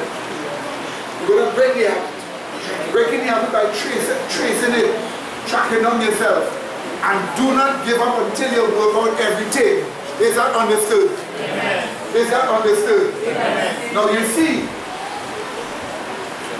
we have discussed this thing and we have went through so much for our brethren here. If you learn to take an assessment of your moral development, How do you assess your moral development? That's another study by itself. Assessing your moral development. So that you will know, look, I am things that all these songs are, the things that I used to do, I will do that no more. Right, you know, you're judging that, you know, you're actually testing yourself. So you can feel good about yourself, amen? Amen. And you're getting better, amen? Amen. That's what you need to do, right? And you need to always paint a picture in your own mind of the character of your personal morality. If you know your morality is this way, that way, this way, have it in your mind. Sometimes you'll be horrified. Me? That's how I am morally. And if you don't like it, change. That's why these things are for people who are honest and want to get something. Is that understood, my dear brethren? One of the strongest things we can tell you here. Let me tell you this here. The day must come, in closing, the day must come when brethren here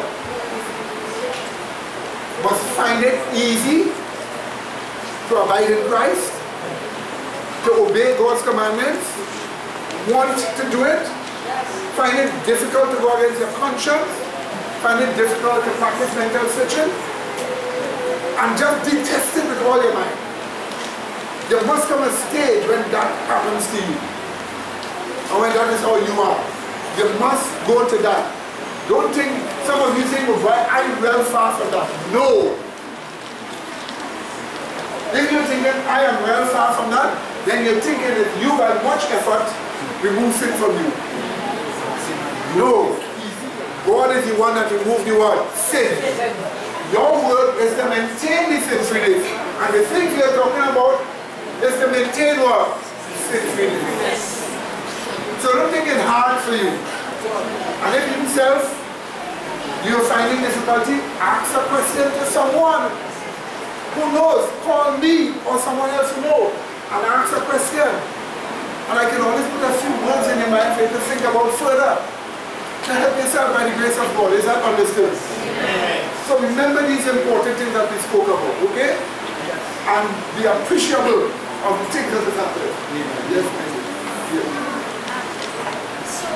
What you are showing us is according to 2 Corinthians chapter 10. And I just quote verse 6, which says, and having in a readiness to revenge all disobedience when your obedience is fulfilled. So you have now a motivational believing to therefore act and deal with these situations when it comes. That you will not have the corrupted mental imaging that we do put in the makeup or the false concepts on it, but be able to destroy it with the truth. Willing to act, that's what I see. You're thinking about it like this. And this little child asked me a question. What does consciousness mean?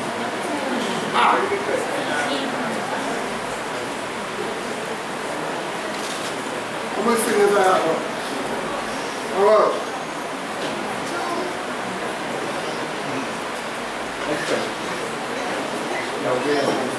Okay? Now look at it. Don't peep, I'm seeing one of the black things here. How many fingers I have up? Didn't hear you. No. How much I have up? Don't peep. I'm watching the finger back. Keep watching the finger. How much? No. Okay. Open your eyes now. How about? Right. So were you conscious of how much I had before? Good. So now you know by your own consciousness. To be conscious of something is to be aware of something. Aware. You like? Yeah. Okay? So my dear brothers, in closing, may the grace of God help every one of us here that we do something to upgrade ourselves. Amen. Don't continue in your old way. Change. Bring change in your experience. Bring a difference in your own experience. There are some people, watch me. Since 1986, I will resign in 1986. 2012, I will resign in 2012. 2014, I will resign in 2014. 2016, I'm not going beyond 2016. 2017, when? Let there be a change. Does everyone understand? Let there be a change. And do something to help yourself. Amen, brethren? Alright, so remember all of this. You will get all of this, you will fix this and the other one up on DVD, and you'll get everything for yourself, okay?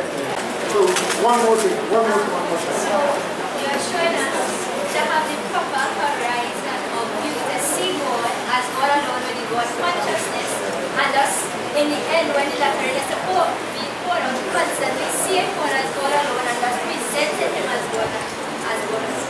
Amen. Horizon of view. Watch me.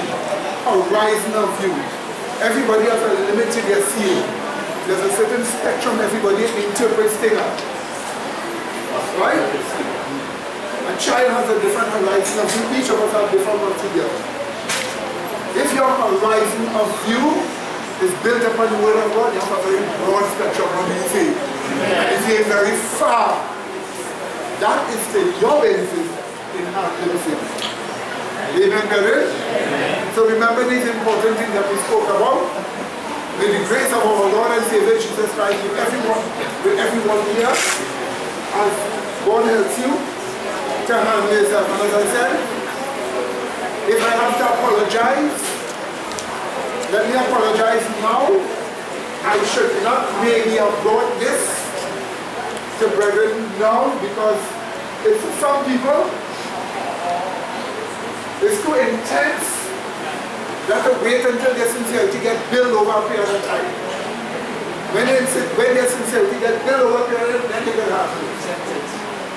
So you don't have to apologize for anything. That's what I have to apologize for. I'm still telling you, do not be disheartened if you find yourself failing. Give yourself a chance and wait. What do I say? Wait. Remember one of these studies we had? Go back to the first one. Go back to the first one. First time. Oh no, not the first. Sorry. Not this one. Take that view. Take that view. Right. Right. Remember the first shot, right? How could he take this? Take things with himself as test of what? Just endure. Sometimes all you have to do is just wait. Let me tell you something. I took my Bible, I now became a Christian. I take my Bible. Before in the world, I was more like an evolutionist, living in evolution. I know so my man was millions of years old and all something nonsense. Total foolishness. Nobody ever explained and showed me how it was foolishness. I would take the Bible and read the Bible and there's something that just can't understand. But the way it is written is giving you the impression this just can't be true. So it had to be finding out this to be true. It's just as if it just couldn't be true, it just couldn't be true. Here's what I used to tell myself. I say, brother, wait. Wait, give yourself a chance. As it grows over a period of time, you will look back at that same thing and it will become easy to you. Sure. And I stand here today as a great testator of that fact. Many of the problems, in fact almost all have vanished. So that has passed. You just wait until, is that understood? Yeah. Wait for yourself. Had I been impatient with my own self with regard to sin, I would be here. I have to be patient with myself. And I'm asking you, even though we have spoken about these things, be patient with yourself. Is that understood, my dear brother? Yeah. Be patient with yourself. And always remember, there's always people around who cares and who are willing to help. Amen? Amen? So please let us start. Let me tell you a secret.